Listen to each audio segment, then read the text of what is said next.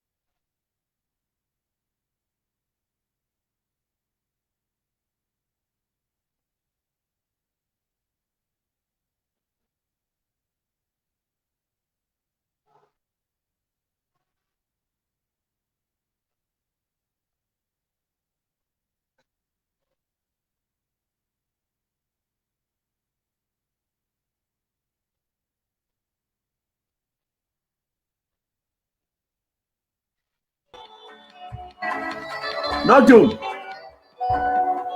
Yebo. Baba njani?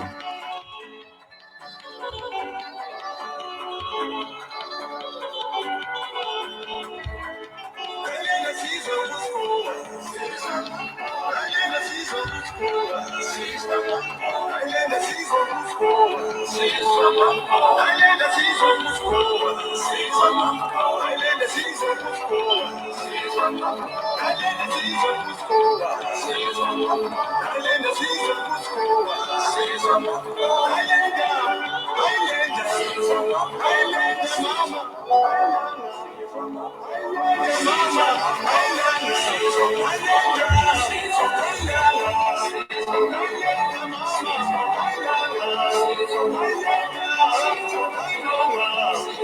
ngabe njalo khona amaphuma namhlanje ngiyalekelela bona lokukhulu bakwethu buye lejashi elidala uNodumo Nyathi sasikhona apha Nodumo sabuya nini lapha kwakuMeyi lapha ya kwakuphakathi kwaMeyi kwakuphakathi kaMeyi Nodumo sabuya lapha sakholisa lapha sakhuluma ngendaba yeqembu le-Highlanders abantu bakhala lapha bakhala bathi hayi iqembu le-Highlanders alisoze life sikhona Nodumo kaNyathi uNodumo kaNyathi mbani akusitshele futhi abangakwaziyo abatsha abasanda ukubona namhlanje jahe elidala Nodu ngiyakubingelela Marshal Commander ngibingelele futhi na basilaleleyo uNodumo Nyathi ngumntwana wesigodini uNodumo Nyathi ngumntwana we-Highlanders uNodumo Nyathi ngubaba we-Highlanders uNodumo Nyathi umntwana wasemaTebeleland uNodumo ngumntwana waseZimbabwe umntwana we-Highlanders Football Club. Very good. Nodumo you know what usiphatheleni namhlanje jahe elidala usiphatheleni sabuya lapha sisenza i-appeal lapha abantu bakhala lapha abantu bathi hayi iqembu lethu alisoze life laphana sacela ebantwini abantu basizwa umthandazo wangani uyazwakala akutsho ke namhlanje ukuthi khona sikhuluma ngani jahe elidala singakayi khonapho yena uNodumo umntwana we-Highlanders evele senzani ku-Highlanders Okay, uNodumo Nyathi uyi-supporter ye-Highlanders Football Club. uNodumo Nyathi uyi-life member ye-Highlanders Football Club. And uNodumo Nyathi okwamanje ungu-chairman we-supporters chapter ye-Highlanders Football Club chapter yase-South Africa.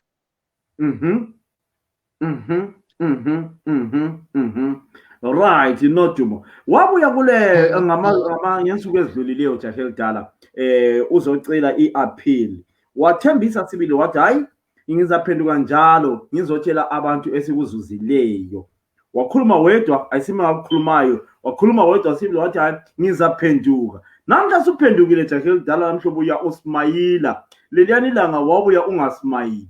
Namhla ukhanya uyahlika sibili ngiyabona uyakholisa khanya kulento ehambayo akusitshela ukuthi uhambani ya siyabonga ngabuya ngo mid May around 10-15 May ngicela usizo ukuthi njengabantwana be-Highlanders Football Club all the sons daughters obaba omama be-Highlanders Football Club sihlangane and do something ngalesi sikwelede ese-Highlanders Football Club. Ngibuya ngismayila ngoba abantu be-Highlanders Football Club baprovile ukuthi izenzo kungemazwi ngoba abaningi sithanda ukukhuluma kuphela kodwa kungabi lezenzo kube ngamazwi kuphela but ngiphenduka ngismayila ngoba kuvelile ukuthi njengabantwana be-Highlanders Football Club siyakhuluma njalo silezenzo futhi asikhulumi nje kuphela. Why isitho njalo ukhuluma amazwi kamnandi kangaka ukhanya phela ukuthi kukhanya ziyaphuma ziyahamba inkerengeri kanya hamba ya ngithanda ukubonga i-support esiyitholileyo ngoMeyi ngoba ngoMeyi sikwazile ukuthola imali engikhuluma ngayo ngizobe ngikhuluma in Zimbabwean dollars RTGS or bonds. So ngoMeyi sikwazile ukuthola 100,000. Bekufunakala malini ibi imali enafunakalayo? Isikoloto ese-Highlanders is about 800,000. Yeah, asingakafiki khonapho yes isikwelede se-Highlanders sesi-100 but abantu bafuna ukwazi ukuthi Nodumo kanti sona vele isikwelede sibangelwa kuyini besibangelwa kuyini isikwelede sonke lesi ukwenzela uku-avoida kusasa. Okay. Ekwazini kwami njengemember ye-Highlanders Football Club ukuthi isikoloto lesi siyisikoloto esingathi sisuka maybe singabalisela iminyaka maybe almost 15 years kusiya ku-20 years. Aso sikoloto maybe esika 2018 ngube esika 2017 ngube esika 2016.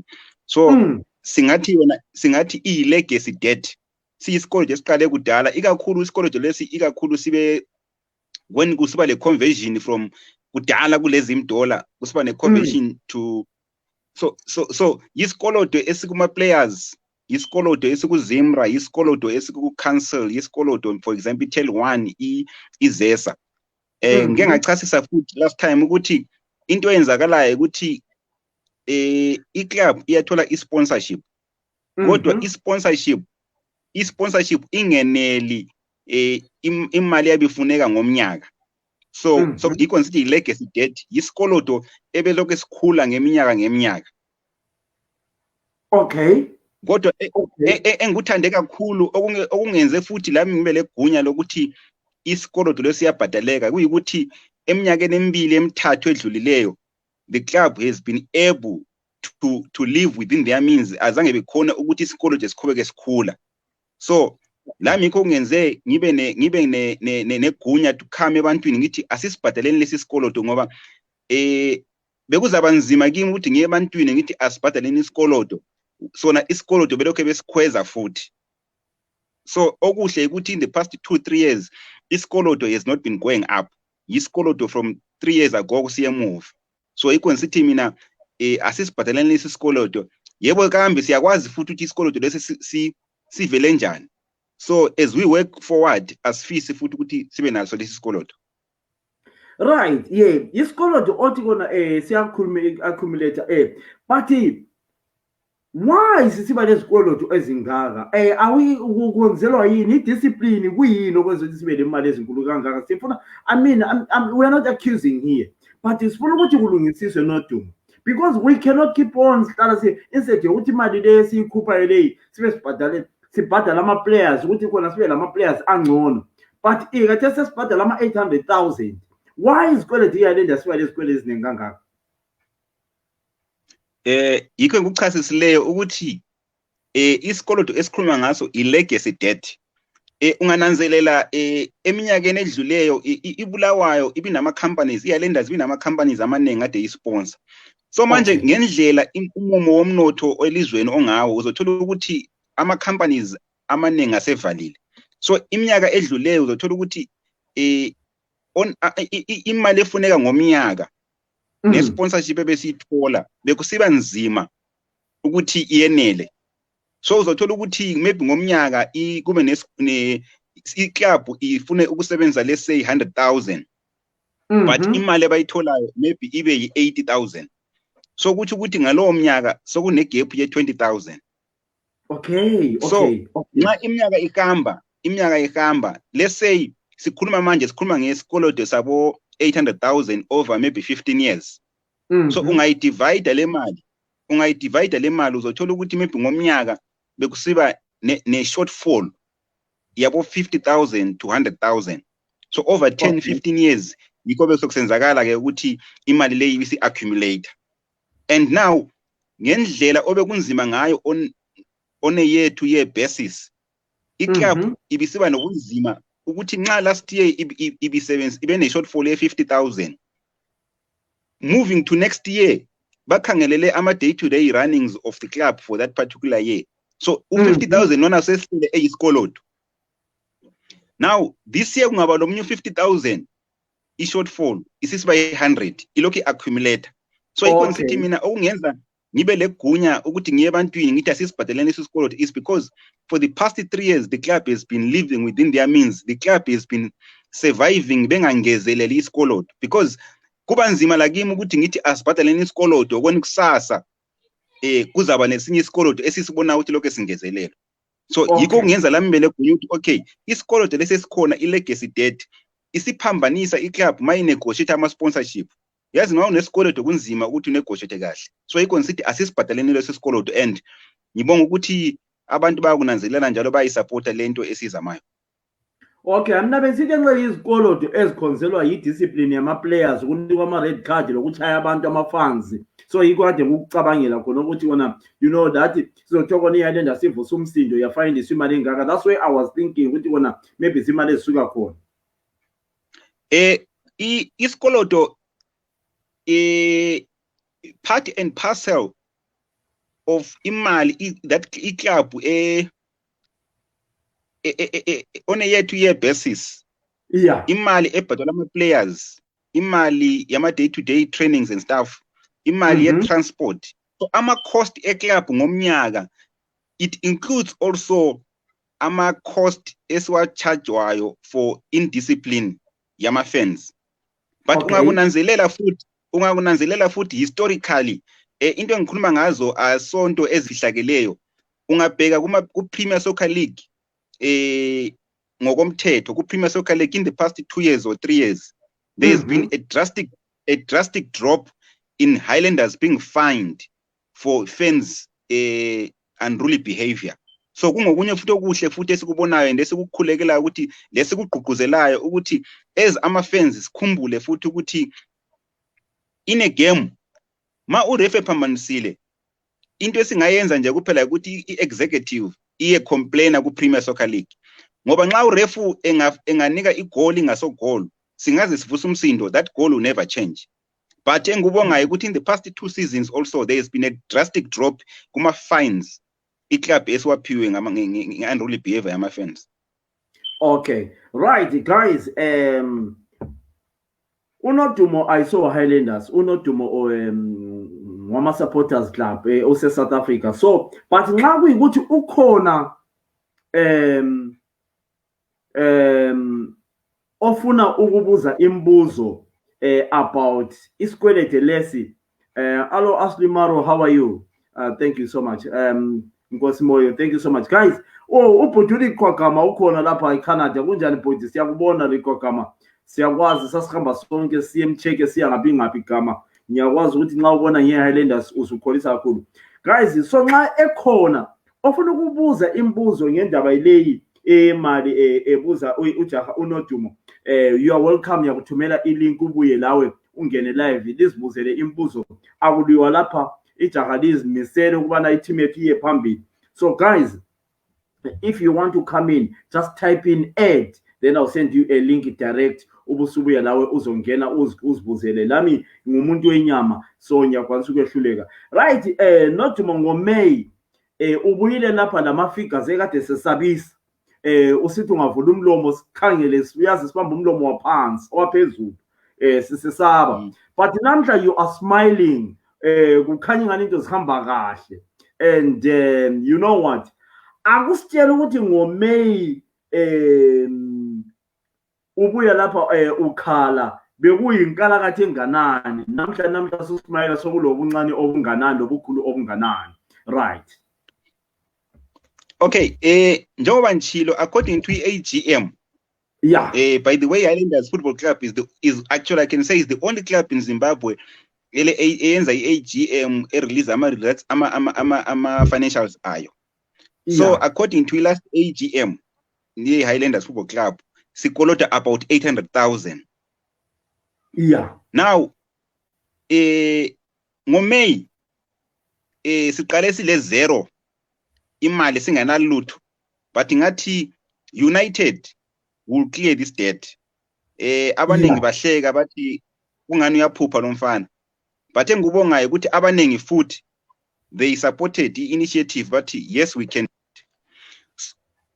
So entanda ukubonga ukuthi as Highlanders Football Club fans all over the world, ngoMay were able to raise 100,000 bond or 100,000 RTGS that esesithumele ekhaya, esisekhaya ku-account, a special account eyavulwayo for debt clearance. So as of end of May, beginning of June, the club started ukucontacta abantu esibakolodayo inegotiate ama-payments.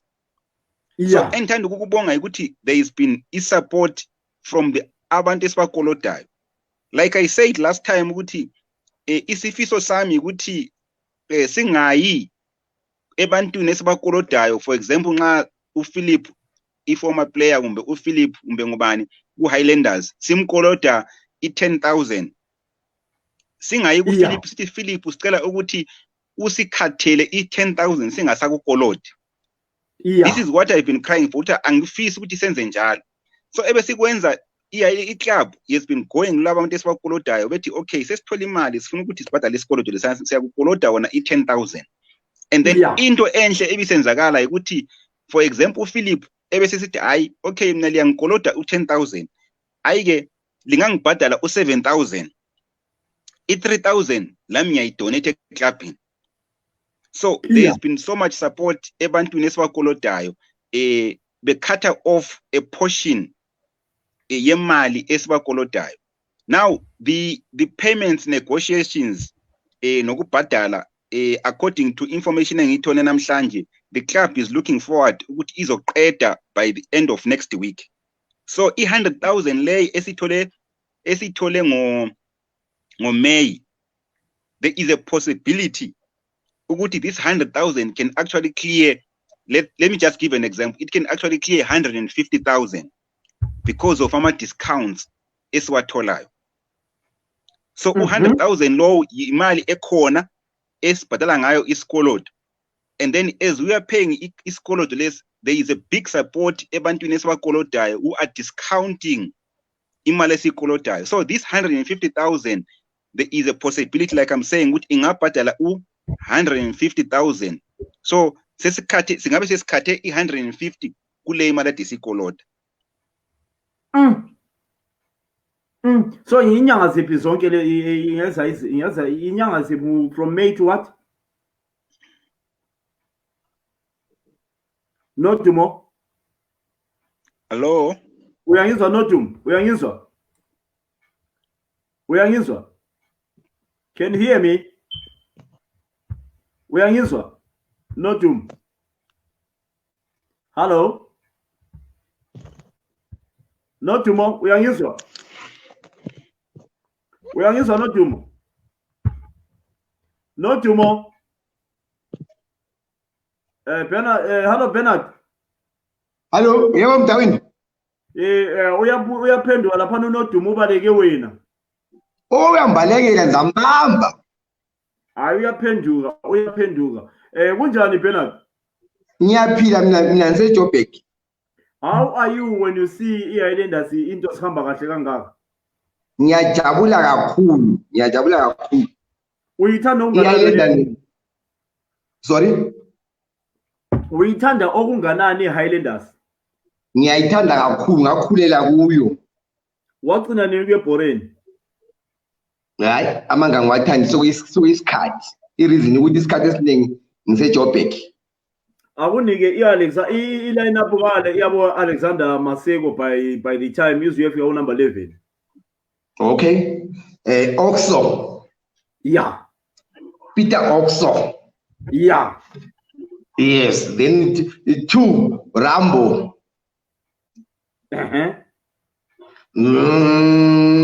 British Mloyi. Yeah. Uncorrected. Sengimdala. Hayi umfana. Sisamele umfana. Alexander. Umaseko. Yes. Ngikhumbula uCharles Mapika eMlokusi. Announce. Now uNodumo lapha sephendukile. Right, Nodumo umna bengikuzwa kahle Nodumo lapha. Oh, bengasakuzwa. Yeah. Nodumo. So ungena uBernard lapho ungalo lapha uyamazi? Bernard kunjani mfowethu? Right nyathi uright wena? Ayingiphilile. Right, hayi siyajabula kakhulu into oyenzayo. Ngiyabonga sikufisela ukuthi uphumelele.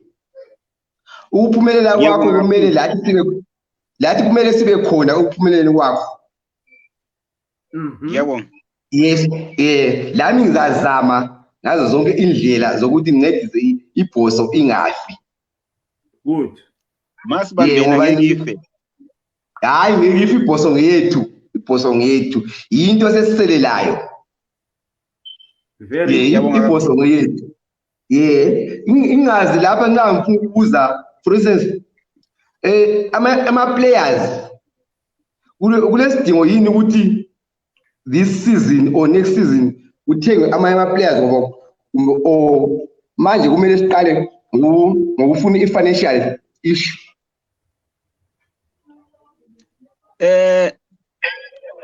engingakutsho mina ukuthi sine two situations. There is isikoloto esinaso sayizolo. Yeah. And then we've got today and tomorrow. Okumele siphile today and tomorrow. Okumele celebrate when Highlanders are supposed to be winning games. Exactly. So okay. If focusing nayo mina ukuthi ngibona ama disadvantages of us having isikoloto.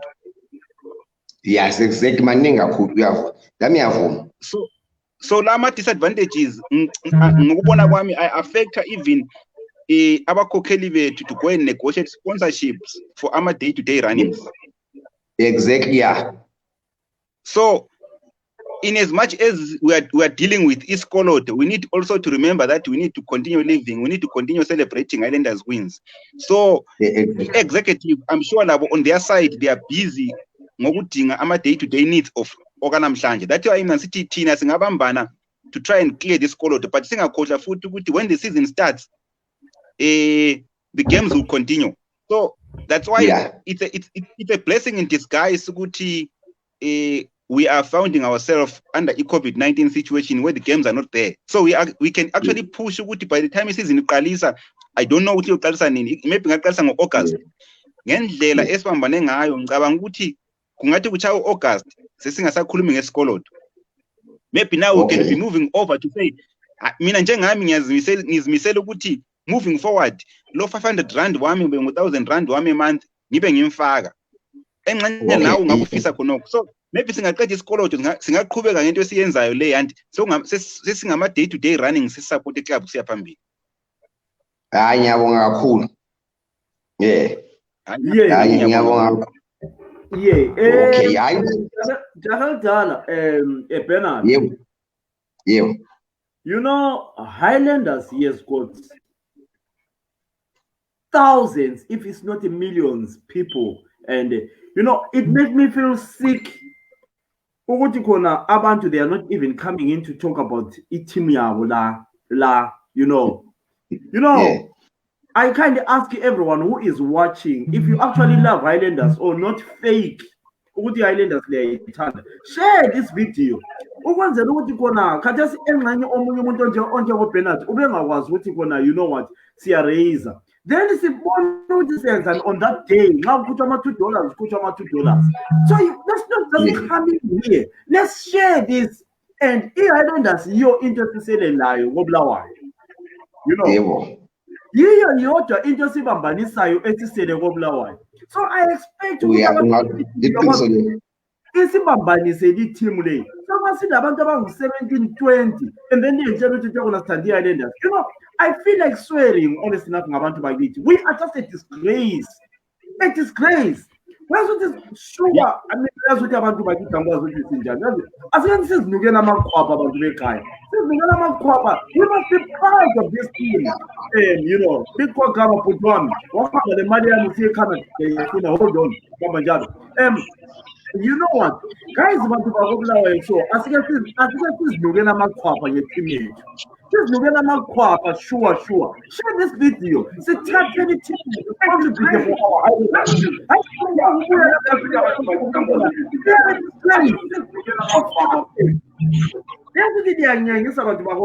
Honest enough, and not about let's support this team. I'm sorry if you feel insulted. I'm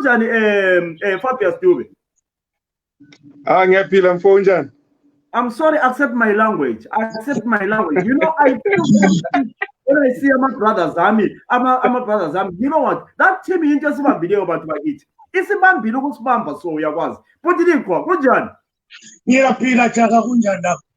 Akubache ukuthi mbalo wakuncede masuku sebekubhula wena. Ithi kasileyana mfowethu ayikhumbula lamatshela wena ngokanda uhamba neregeni uthwele iregeni esikhomeni kanti kwakumele ihlomi ihlasele mfowethu. Kunjani futhi? Ngiyaphila baba kunjani? Welcome everyone guys. Let's enjoy. Bakithi sanibona lonke linjani? Yeah man. Sakubona Dube Fabius. Yeah. Hayi Guys, ngicela unike 2 minutes, ngicela unike 2 minutes wena mfana kaMavayiri. Mina mfuna ukubonga lokho kwenziwa nguNodumo le South African chapter. thank you. Labo bonke labo babhizi abenze abakhankasayo umhlaba wonke besifuna ukuthi i-team yethu ingafi. Angeke ife thina sikhona. Yithi abanikazi bayo. And ukuthi ife in our generation uzaba lihlazo elikhulu kubo khokho bethu. Ayingafi bafowethu. Ayingafi asisekeleni imizamo yonke enziwayo imhlaba wonke ukuthi kubhadala izikwelete, ukuthi sigcina abafana bethu abazidlalela ibhola, ukuthi into yethu iqhubekele phambili. Asibeni sikhupha siphosela amapeni khona phana, siyisupport imizamo yonke le. Iminengi uEzra wenza okunye ngale, uNodumo lakho okunye ngale, bakhona abasekhaya benzo kwabo, asibasupporteni into le ngeyethu, yikho kodwa sesisele lakho. Thank you so much. Thank you. Awuqedile futhi. I just want to make a point of correction. Ngithe kona i-team yethu eMatabeleland. Accept my apology. You know, I lose my temper sometimes when I talk about Highlanders, but accept my apology. I-team yezwe lonke. Now ungabuyisithi umuntu waMavayiri wena uhamba unhlekisa ngabantu Yikho basebekuchaya mfana. wena imoto yahlala phela amapolice for 7 days before umbulala. Alright Munga.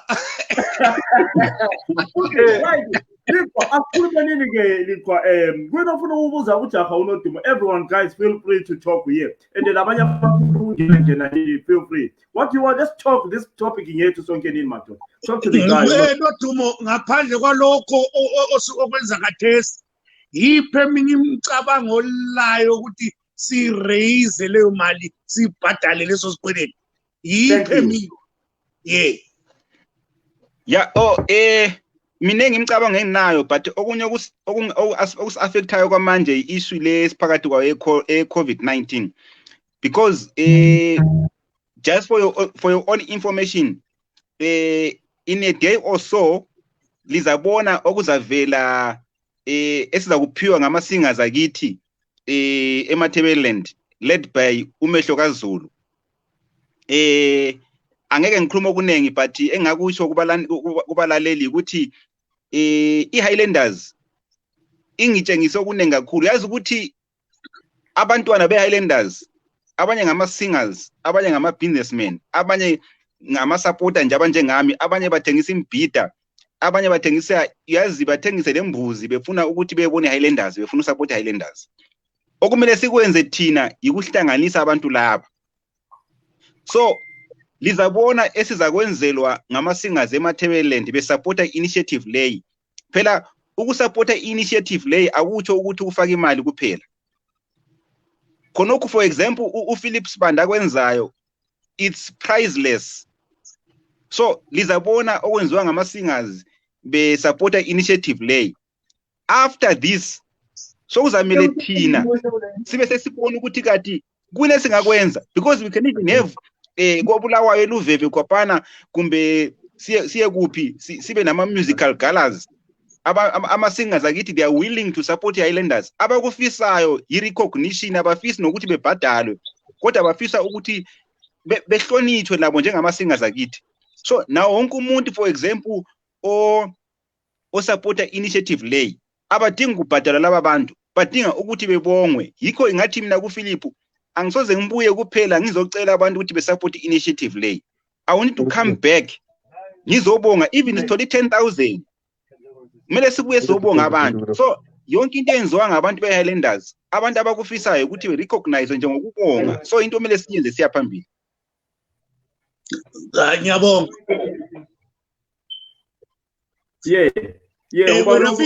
Philip, when usufosele yini imali?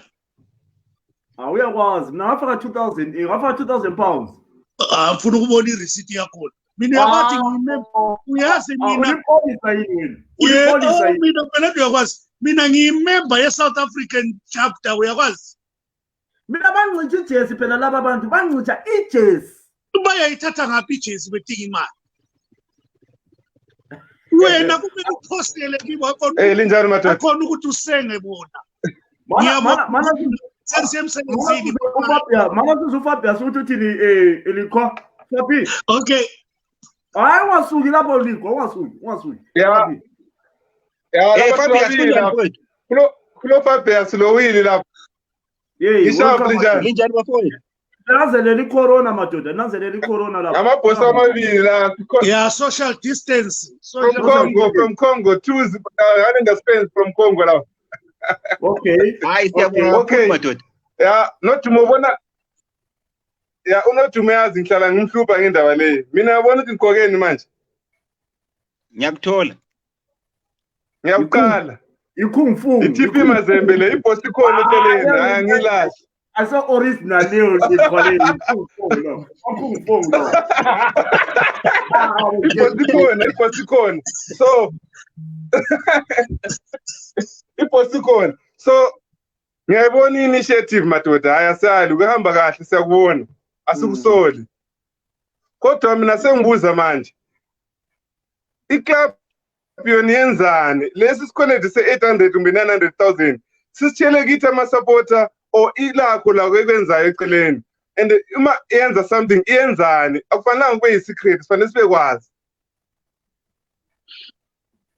good question Likho yayizi question yakho good question ngaphendula ungakhohlwa ukuthi mina nawe siyafana 5 years nami ngiyisupporter enjengawe so eminye imibuzo angeke ngiphendule but mina ngenze lokho ukuthi ngibona kule need ngoba njengoba nchilo iclub igijimisa ukuthi manje abafana mele bedle manje abafana mele bebhadale njalo siyakwazi isituation esinayo ekhaya ama sponsorship amaningi akhanseliwe so iclub finds itself idinga imali yama day to day runnings njalo ungakhangela in the past 2 or 3 seasons there is akuzange kube nemali sibile ekhangelwayo esikolodweni but okuhle okwenzela mina ngibe le push ukuthi abazange be increase isikolodo but they are focused more on day to day runnings that's why ngithi thina njengama fans singathi sithi bona bekhangela ama day to day runnings lathi sike sibancedise njengoba iclub phela ama leaders lawana bafana nami nawe so lathi we can play a part in running iclub iko ngikwenzayo okunye ngingene khona okunye sibonile laphana silibonile laphana besithi balungisa ama ground laphana ukulungisa ama ground laphana kuqhakathekile kutheni khona kulokuthi sibhadale $200 ukuthi siye train eSt Columbus kumbe CBC sizabe sesitrain endaweni yethu engasoze isithathele imali siphinde njalo senze imali ngokuqatshisa ama ground lawana kudlala ama team ama social hayi kuloko mina ngiyababonga kakhulu ngoba ukube sikhupha imali kuyasikhathaza asi openini sibili isikhwama senze imali khona phana esilungise khona yeah but put it in you know when I look at you at people like you you have come a long way with the Highlanders. It's unfortunate that you went outside, but I know your heart is still at Highlanders. What other ideas, as someone who lives in the first countries, what is the other way, source of income can we do for a club coming from you? How do they make money? What do you bring? You know what? I think we can do this. Wherever you are, you know, I gave him some ideas. That's time.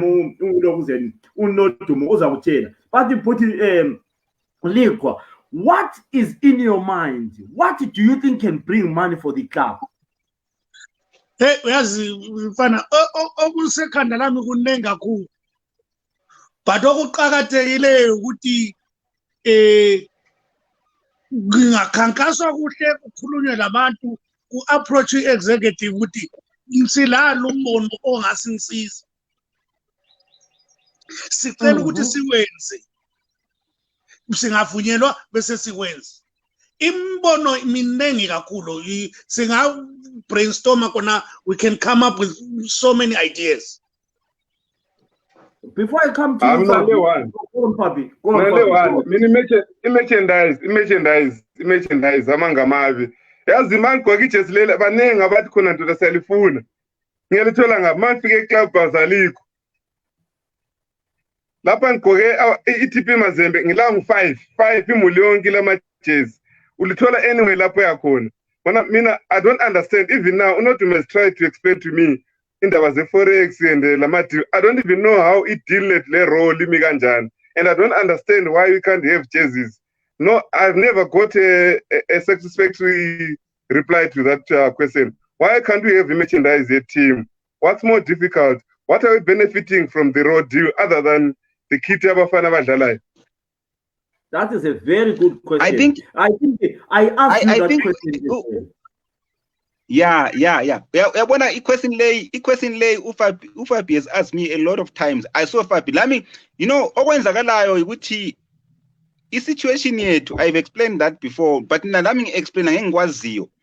Ukuthi i-situation esiphakathi kwayo as is i-Highlanders, economic situation esiphakathi kwayo in Zimbabwe makes it very difficult for the club to make ama replicas. But like I said last time in Kurumanani, according to the information engayitholayo, the club is trying their best right now to have ama replicas for the current season.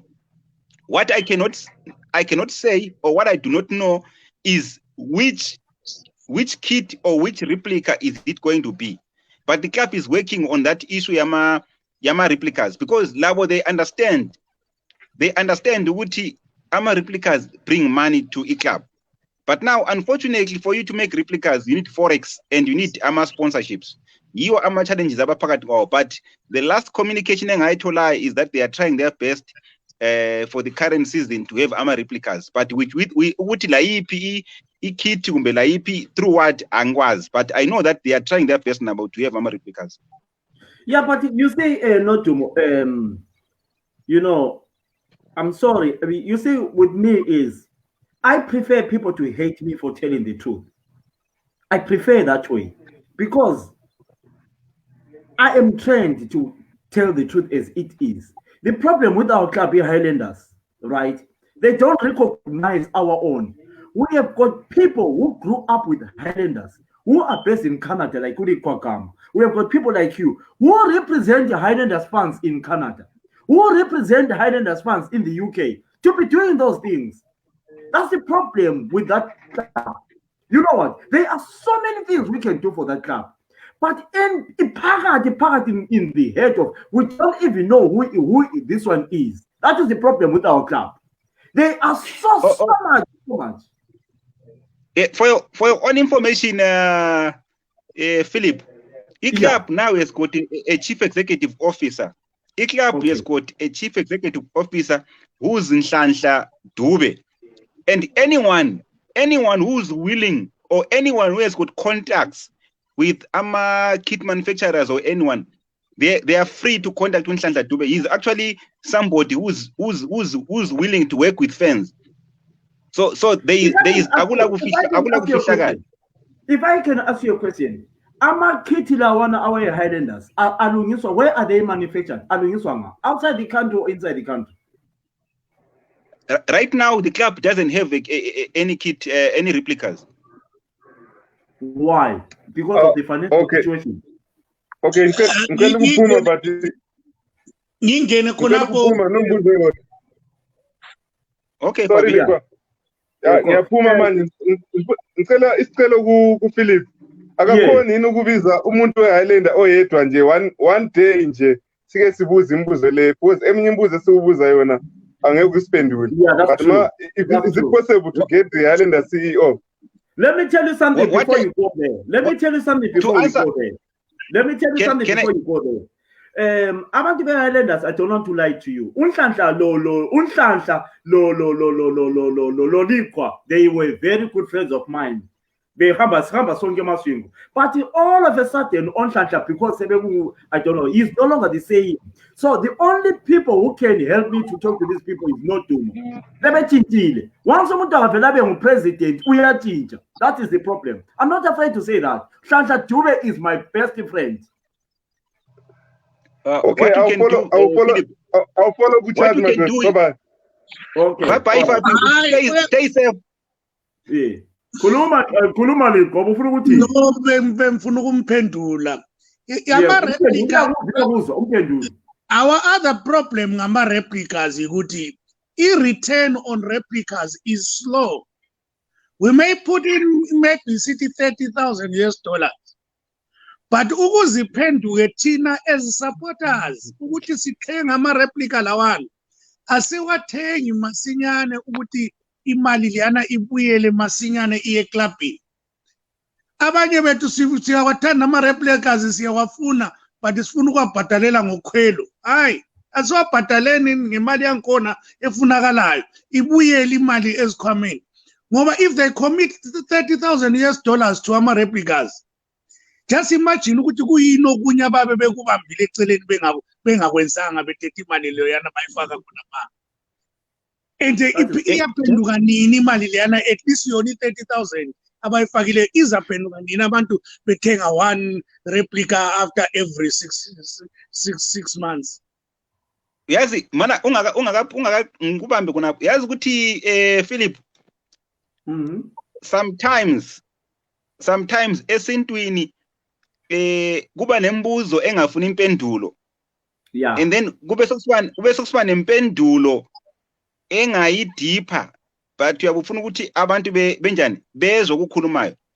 Very good. For your own information ibank ABC ama Adidas replicas, yeah, they took years and years ukuthi ethengiswe. That's why I keep on saying in everything esiyenzayo we need to remember economic situation esekhaya. Now Highlanders Football Club, if it's supposed to make a replica, it will be forced to make a quality replica like lani replica sabanayo Adidas. Now, a quality replica comes at a cost. Yeah. So club there's so many balances like Unhlanhla says. We are struggling already with sponsorship for our day-to-day running. So now, but thina njengama fans sifuna ama replicas. But am I willing now to pay $50 for a replica? Yes, I'm willing. But is Liquid willing or is Philip willing? How many people are willing to pay that? So now, once again, the club also needs to be innovative. Maybe even nama simple t-shirts anganachiphile. But remember, nxa mina ngatenga a simple t-shirt a clubhouse ibisi jujuga. What will those fans say now? Ngabe ngatenga t-shirt a clubhouse ngayiwacha ka2 ka3 yajujuga. Into the Highlanders put right. So the balance lani yahlupha. But at the end of the day, the executive needs to find a way. But thina njengama fans also we need to support those initiatives. Okwenzela ukuthi singathi kusasa ama players asestrikeile sithi into yobona abathatha imali bayathenga ama replica and those replicas agcwele lapho asedliwa ngamagundwane futhi. So it's not an easy thing to balance, but we need replicas at the end of the day. But latest fans, let's support those initiatives and buy them. Okay, before you go, I can see our number is going up. Who are commenting, right? If you think you have got the balls, of talking about Highlanders, if you think you can contribute, if you think your heart is with Highlanders, if you think you want to ask questions to Unodumo, not about the Highlanders, but a lot of questions which you think Unodumo can answer, come in. I'll send you a link. Just type in Ed. I mean, I don't deal with cowards. About Balama comments about you gonna Highlander. Come in, type in Ed. We talk about our team. If you think you're a coward, don't you have Balama coward? Ama comments is fine, but I want people to come in. Right? Can I ask you a question, Notumo? No. Zwana wena para kama vile. Kantu munatanda. No. Listen, don't intimidate me, Eliko. You owe me a lot of money. Listen, Come on, okay. I love you. All right, bakithi ngiyabonga sake Hayi hayi mana likho mana ungahambi mana kancane 1 minute. Yeah. We have got ilokuzeni ethu laphana likho clubhouse yethu ya Highlanders laphana. I know ukuthi political issues the country is bad at the moment. But when things are okay a little bit, nxa kuyikuthi into zingcono mbijana, what is the way of raising ama-funds nge-clubhouse yethu liyana? Sinestand esikhulu laphana ngilamanga endikho. Kakhulu baba, indawo leyana njengoba sike sakhuluma sakuphatha kulungiswe, kumele kulungiswe ema-ground. Yes. Kusiza lapho natha khona lina Siwosa. Indawo lena kumele ikhichi lelana kumele lulungise lipheke ukudla okuhle okuzafunwa ngumuntu wonke. That will make money for the club. So ngezinye yezindlela nje I'm sure ukuthi imali ayikho iyaswelakala, ingatholakala kuzalungisiswa lokho. Lathi nje khona sikhuluma khona singabuya lembono sincede mini executive le ngiyayibonga ngoba iyavumela imbono ukuthi ibuye. Nxa bebona phela it's the name of the club at stake here. Nxa bebona ukuthi lokhu akungasisebenzela bayavuma ukuthi hayi asenzeni madoda sibone ukuthi siyaphelelanga. Ngiyayibonga i-executive ngokuvumela ukuthi imbono ibuye kuzanywe imizamo yokuthi iclub yethu iye phambili. Ngiyabonga ngiyaxolisa kumele ngiphume. All right. Okay, but ungakhosi imali kaJuni phela. Hayi kasibambu kanti wesenjani? Eyami iyabhadalwa kumfana lo okamuka. Ngiyazi untshelile usufakile. Ngiyadlala nje untshelile umthombeni ukuthi usuthumezile. Siyabonga kakhulu for i-support. Siyabonga mfana mina ngizakuthinta. I love you Gazlan. Siyabonga futhi. Yeah, right. No, abantu bafuna ukungena lapha but ngicela babuye nje bazibuzele imbuzo kamnandi bangalwi abafuna ukubuza imbuzo baningi abantu abafuna ukungena kathesi ubusana ufuna ukuthi ukungena seyimthumele ilinki uGolide seyimthumele ilinki yekela ukubaleka gama ugama sebalekile umethuseli mapholisa kwena ufuna ukusitshela khona abanye basangena lokuzeni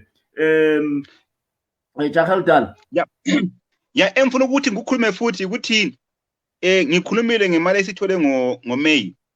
Yeah. Engithanda ukutho lengithanda ukubonga ukuthi as we speak namhlanje in June imali esesirezile it is now just more than imali esithole ngoMay. Okay. So ngithanda ukubonga kakhulu i-support and we have got a couple of days left ku June.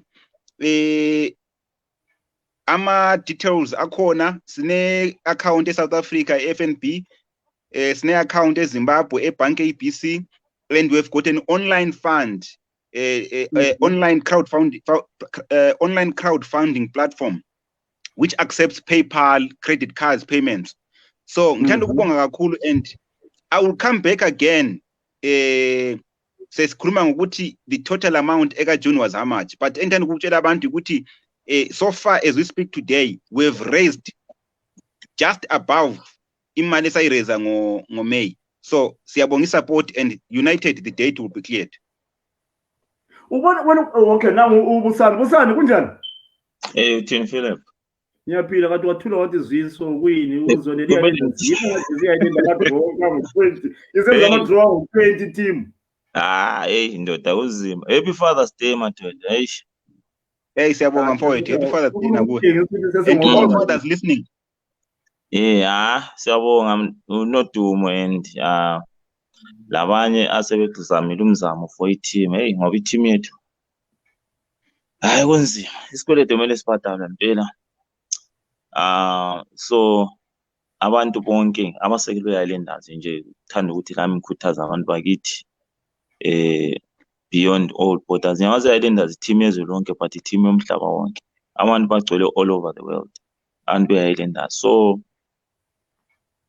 ilokho zena imizamo lezanyiweyo imizamo ekahle kakhulu okudinga ukuthi abantu becontribute bengene yikho. But ade ngithanda ukubuza ukuthi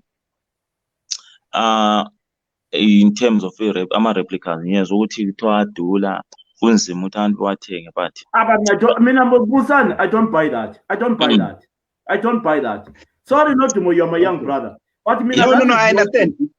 That is Mana nonsense. siza umbuzo ka Busani sizuthi uthini? All right. Umbuzo engilawo ukuthi kanti i-team ukuthi khona even e-clubhouse kwaphana kube le shop like ama-replicas kube le shop ukuthi ibe le shop yabo ukuthi ebethengise angcono ngombe ebe le 3 tires ngiyakhangela ama-replicas ungakhangela i-away kit ye-Arsenal is cheaper than i-home kit ye-Arsenal. Bakwanisa ukuthi bebe le 3 or 4 types of ama-replicas angithi. Thank you. The cheapest ukuthi wonke umuntu e-afford wonke umuntu anjengokuthi ungaba lo comment engifakile lapha. Lemkholo emide lemfitshane. Thank you. Philip, sorry, Philip ngicela ufaka ama-comment angiwaboni. All right. There is a guy since kudala wethengisa sesemncane wayele stand e-flea market, but he came waqasha wenza ama-replicas ama-flags lani he made a lot of money. Umgcini even today ungihamba emagamini, I think uyamazi noDuma. Umgcini has been there undodana wayotshona ebhoda lama-flag lani nini singaze sihambe segwanzura sihambe national sports serufaro senga uyabe khona. Why can't the team have such a person? Yeah, ngiyabona ama-comments. Thanks. Okay. Why can't the team have abantu abanjalo ababe besebenzela i-team ukuthi okay wena uzangena mahara lapha into ozayenza uzawuthengisa ama-flag ethu uzawuthengisa zonke izinto at the end of the day i-team eyabe le mali umgcini nanona njani khona ethengisa asekwazi ukuthi ugama usebalekile ugama was there esese-committee member umgcini was there ethengisa ilokuzeni ethengisa e-BF. So I wanted to ask him ukuthi umgcini yena vele i-Highlanders ube contributor malini ubesenza ne-team because he's known, he's been there a long time ago. How much is he contributing a-team asikwazi, but i-team akumelanga ukuthi sirun i-team as i-spaza shop. I-Highlanders a big lokuzeni entity. Thank you. I-Highlanders bekumele ukuthi vele ngathi esasikhuluma ngokutshaya imali ngani si-burial society or something. We were supposed to be like subscribe. We are large members of Highlanders as it is. Kubele ngathi ukuthi ukubhadala ama-card ethu kuphela Highlanders every year in year out, but otherwise i-team yona isenza right. We know ukuthi sichayekile nge-economy. Economy wasn't a good thing for sure kithi. Sachayeka saba affected just like anyone else, but there should be a way ukuthi Highlanders survive. Noma singaba le plus asiyavunyelwa uba le plus belime kube labantu abaqhatshwa belimele for i-team ukudla inkomo for i-team, right? I-team yakwanisa ukuthengisa izinto angithi. Yeah. So I don't know, but mina vele into engibongayo noDumo, the initiative you started, you need usekelo lwethu lo sonke njengabantwana be-Highlanders, we born there, sakhulela laphana lokho esikwaphana sindawo anyways. So you can turn ukubonga lama-platform uPhilip njwana bekunika ama-platform to come and like discuss ama-issues e-Highlanders. So this is what I can do. I can say. Yes. Busani. Siyabonga kakhulu Busani. Singatshaya isifihle umphini. Busani. No, Philip. Yeah. Yabona last time I specified ukuthi mina I can only answer certain things engakhona ukuzi-answer because remember I'm just a supporter. Wena noDumo vela ngufaki lokhu zeni, but ivideo le izabonwa ngabantu be-Highlanders. No, for your own information. Ama-points arayizwa ngabantu la, those that I cannot answer, mina ngiyawathumela eklabhini. And for your own information, iko ngithekini, the response I got ngama-replicas was the club is working, currently is working on replicas. The only thing engayaziyo ukuthi which replicas, but the club is working on that. That is the response I got when I told them ukuthi abantu babuza ngama-replicas. But the only thing engiyaziyo mina is thina as fans, let's support those initiatives nxa ama-replicas sebuyile, so that like uGama said, singakhali ngokuthi imali sifake kuma-replicas isihleli laphana. But the response I got was the replicas are being worked on. Right. Let me tell you something, Busani. mina ngifuna ukuthi abantu bangizwe ukuthi ngiyethusela. Do you know what I do? Yeah, uyenza. Ngiyalanda uNodumo ngifike ngithi zwana mina ngizaphinga ngikuhwatshe blind. Yeah. Yabona wena ungaphenduli. Mina that is a way ukuthi khona abantu babone abe club ukuthi no, let me tell you something. Guys, mina I'm a Highlanders. I die for Highlanders, but only that I'm a reserved person. You know, there are so many things, you know, why can't you talk about our thing? It's our own thing. All thing as a status and after the meeting, we enjoy. We love that club. You understand? You know, when I go to Zimbabwe 4 times a year, there is no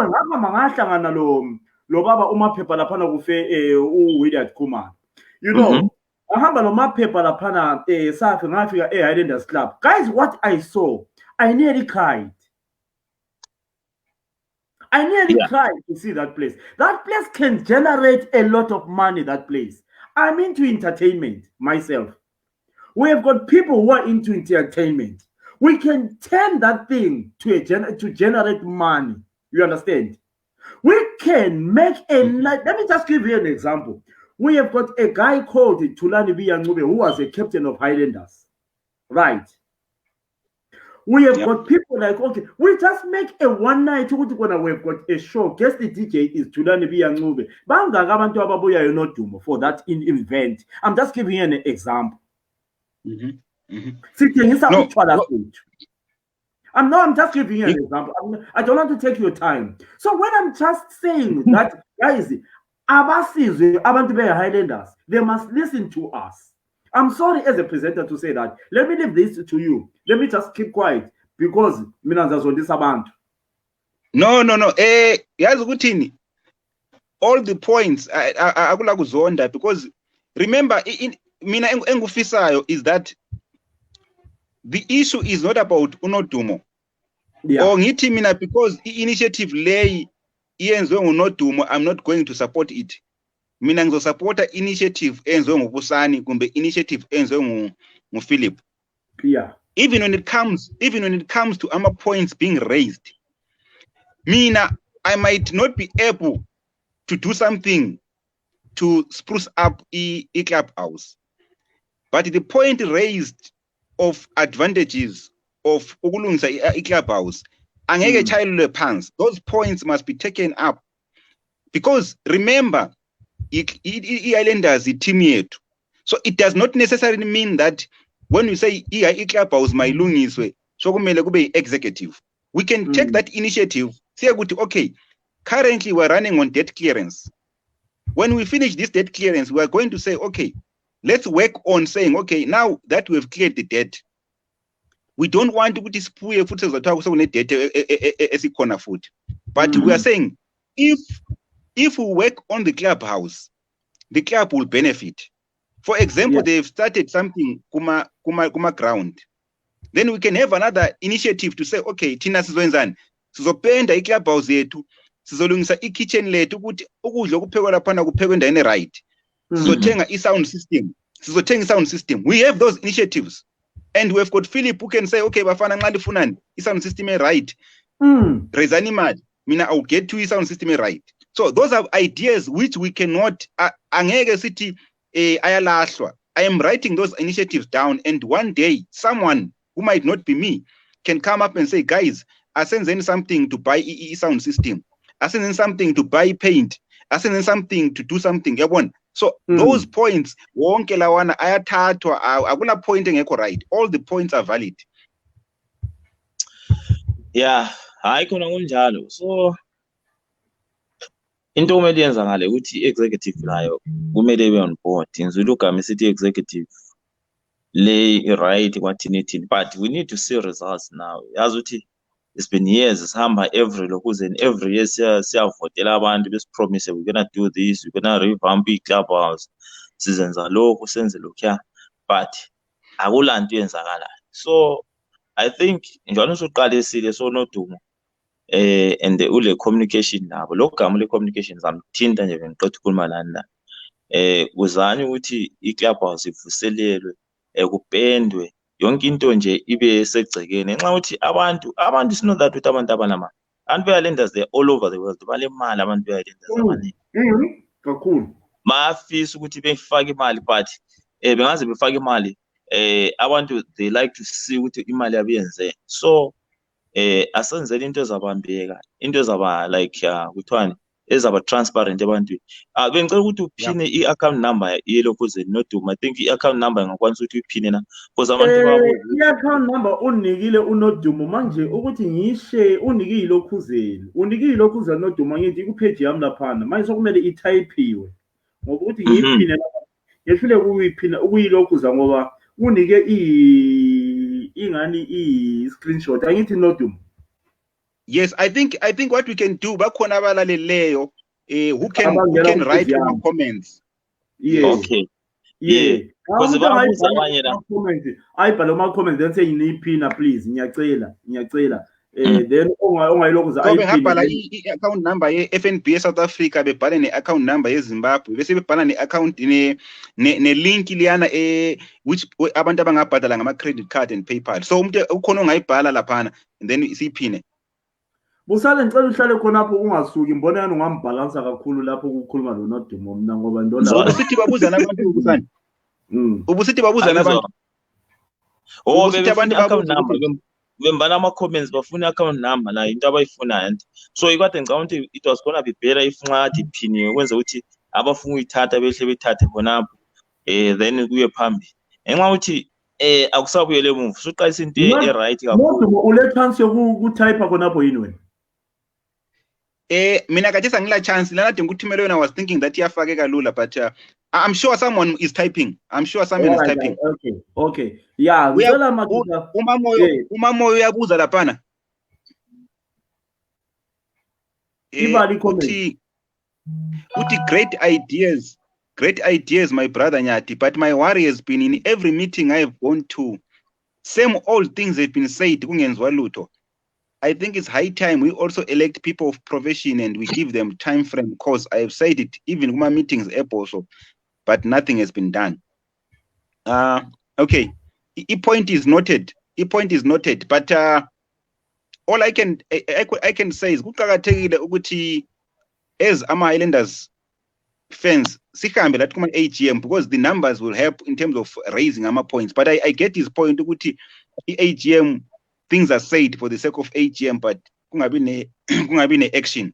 So let's be vocal about it. Whoever comes to the AGM and tells us something, he needs to stand by his word. I get the point yakhe. Umama uMildred Maseko undithumele i-account manje ukuthi ngiyiphine lapho undithumele ku-WhatsApp. So bengicela omunye umuntu obukeleyo atype then mina sengiyiphina. Sorry ungakathathi lo bhuti osanda ukungena lapho umazinyani Golide. Well, the other thing and issue ama cards like ama life membership cards. Abantu they should not buy towards ama elections, because that thing is subject to rigging footing. Enye into yenza ukuthi ube rigging khona phana. Abantu they should buy ama card phakathi kwesikhathi. Phakathi kwesikhathi kungela activity kungela lutho. Sibe kwazi ukuthi is bona fight lokho ze members of Highlanders, not ukuthi uthenge kusasa kusavuka kuvota sebengasakwazi ukuthi baphana namakhadi kwenzakalani. Uyabona into ezinjalo kube namakhadi abantu bethenge every time, not ukuthi once sesiyavota ngoba towards ama election uyathola ukuthi abantu balama new cards begijima uyothenga amakhadi amanye. So ngenye issue kumele i-personal. I think Busan on that point, as far as I know, that issue was addressed. When you buy a card, for example, there are elections next year. Mina ngathenga i-card manje, I think I'm not angivunyelwa ukuthi ngenze khonke okhuluma ngakho for next year, because that thing yabonakala I think in previous AGMs ukuthi wakusibana khona lokuthi unoDuma because ufuna ukwenza so segijimela abantu abangani bakhe and stuff like that. But I think the club is taking care of that. It is for that. Yeah, but that is wrong. But it's wrong. It's wrong. But I'm sorry. Okay. To Philip. We should no. say I understand. I do understand. Listen, I'm just a supporter. Okay. So Philip, once again, bengifisa ukuthi nxa kungaba lo muntu ongasiphinela ama-account details ukuthi sibone ukuthi nxa esiphuma lapho ubusane bese phosela lapha. Mildred Maseko, usiswami Mildred Maseko ngicela untypele everything. ngiyakwazi lo ngumuntu okwazi ukuthi angayenzela everyday. Ngicela undithempele everything sisi Mildred Maseko then bese ngilokhuza sendokhuza usanwazi bona vele siyaqeda iprogram sonke right wena ndoda ogqoke i-t-shirt ye-team edliwa nsuku zonke kunjani? Lapana kunzima lapana ndoda. Asikuchiye asingene endabeni ethu. Nansi indoda yasinika ilo usamkhumbula undoda lo unodumo. Ngiyosivulela nge-R700 angeke ngimkhohle. Zwan. Yazi ukuthi undoda lo wenza umsebenzi omkhulu kakhulu madoda. Ithini ndibingelele first linjani bafowethu? Hayi unodumo wenza umsebenzi omkhulu kakhulu ngajoyina iWhatsApp leyana abantu bayayifaka imali. Yeah. Abantu bayayifaka imali. I think iprogress ikhona. Into ekhona imotivation okumele abantu behlale bemotivated ukuze abantu behlale beloke bekhumbula befaka. Yeah. But into enzakala iyabonakala. So lathi abanye esavumayo ukuthi every month siyabe sponsor siloke sisabambile ngombana sizabe sponsor every month until sibone ukuthi sokule progress ekhanyayo and I hope ukuthi ama plans abuya labantu bonke siya consider sibe sesiwafaka one ndawo sibone ukuthi which ones will be more valuable than the others.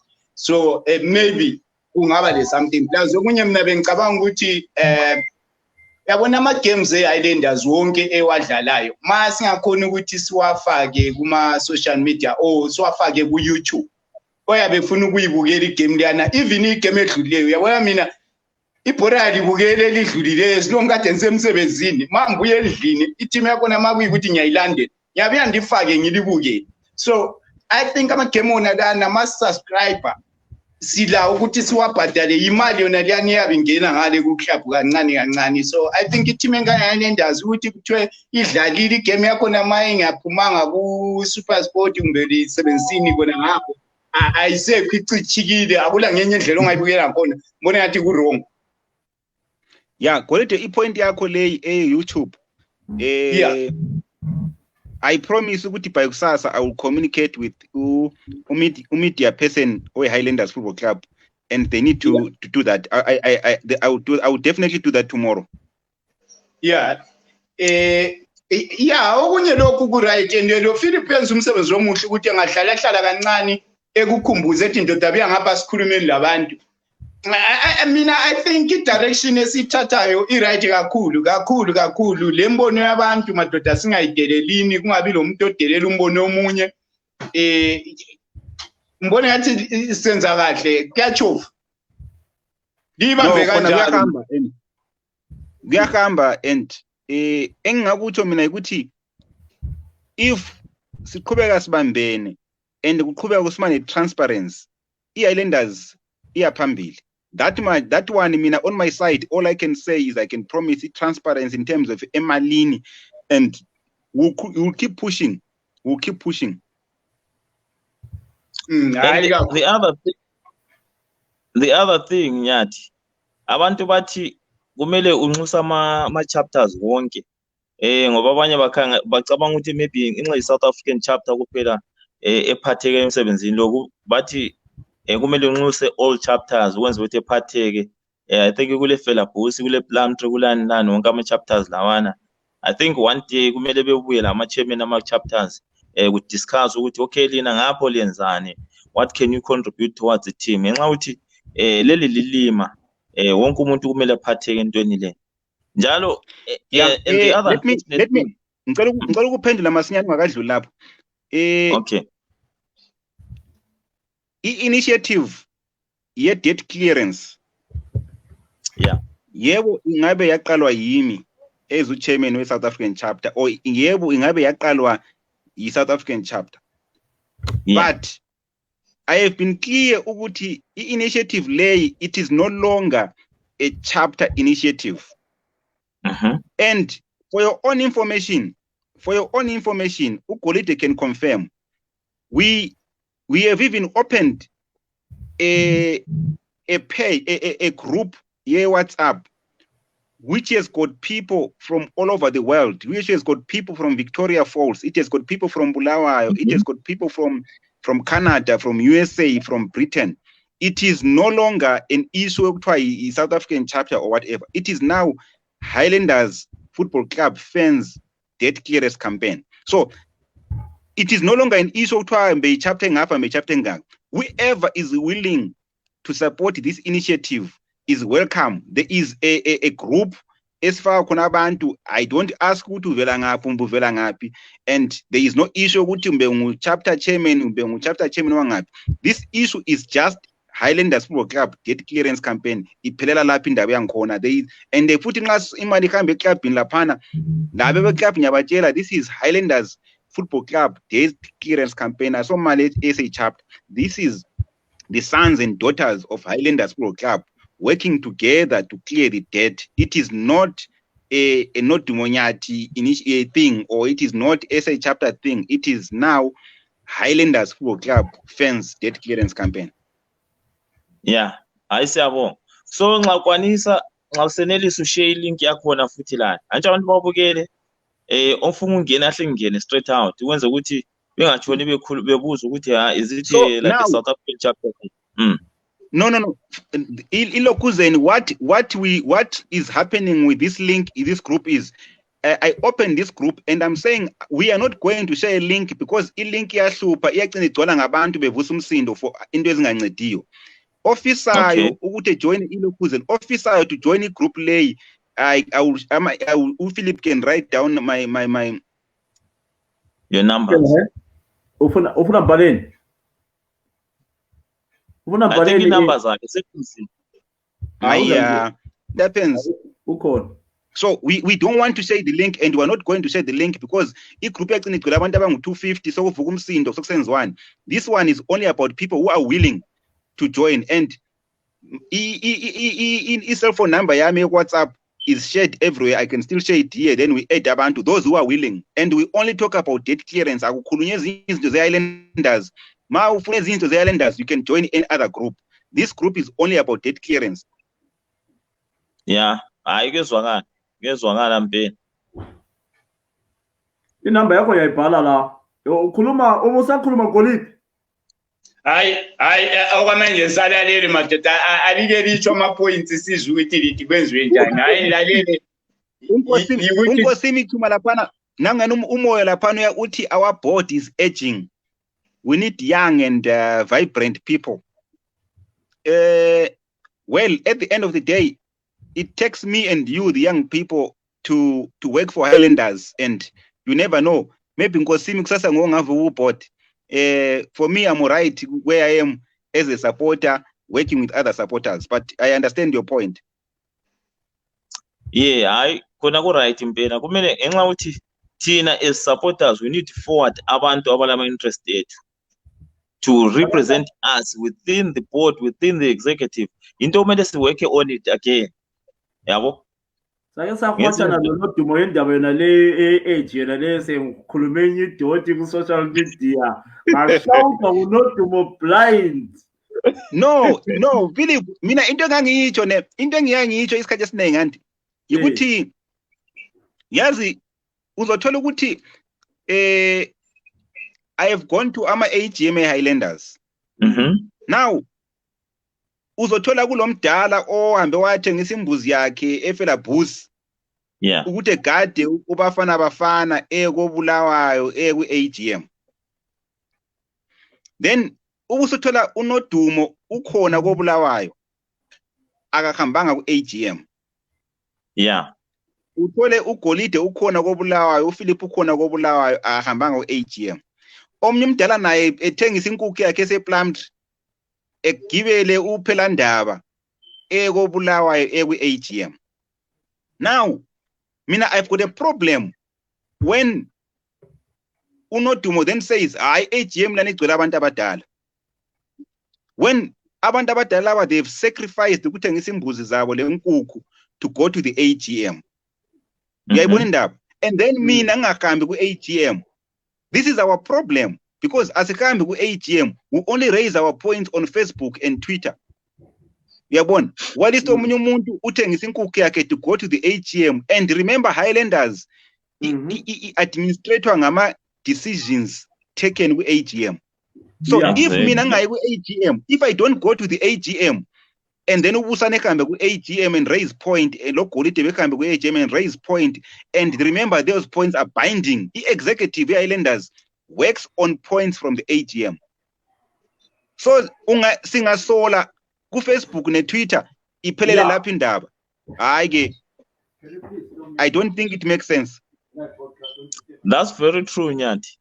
That's the very point yenzakalayo worldwide. Yabona abantu abancane abantu abatsha baphuma lapha noma uyi demonstration menze zonke izinto. Yiyo futhi into affecta ipolitics yethu. Alright, namhlanje sikhuluma ngepolitics. Abantu abancane ungathi asenzeni lokho bayeqa bephume, but when it comes to voting abakho asozibabona abantu abancane. But abadala they are so loyal. Ngenxa ukuthi they are so conservative. Ama-conservative they go out and vote. Yabo? So bale loyalty lana ukuthi umuntu wethu sizamvotela noma kukubi noma kunjani. So that's what is happening kwa-highlanders. Abantu abancane singaze sibe lama-candidates amatsha, but ngenxa ukuthi kabazakali ebadaleni kwesinye isikhathi, but thina kumele sibasekele ukwenza ukuthi kuye phambili. Yabo? Into right kakhulu kumele ukuthi sitshintshe, kumele kube labantu abafundayo ngoba abadala babe lokhu besiwa bekhula bengasenelisi ukuthi bephathe imihlangano benze ezinye izinto. So siyabe sifuna ukuthi kube kufaka igazi elitsha kancane kancane lalo wabekhona besigayida abantu abadala ngenxa ukuthi inyathi ibuzwa kuba phambili, angithi indlela ibuzwa kuba phambili. So akwenzwe njalo kancane kancane kuleke kufaka okuncane abancane kuze kuphelele. Yabo? Ufundwa njalo. Then there was someone ofake issue ukuthi Highlanders is a big club, it must do in-network marketing. All I can do to that person is, I think ngumzamo ngusandile kaZulu. uPhilip ufakile inamba yami laphana. I am not involved in the day-to-day running of the club, and indaba ze marketing business le network marketing, all I can do is if you contact me nansa ni number yami ku WhatsApp, ideas you raise them to me, mina I can only link you up with the executive, with the chief executive uNhlanhla Dube, and then uNhlanhla will then take your ideas then lisebenze lonke nxa ukuthi kuyahambelana. That's all I can do. Contact details abhaliwe laphana. Ideas they can come, for example network marketing Leo, then the only thing I can do is I can link you up with CEO, and then we can take it further.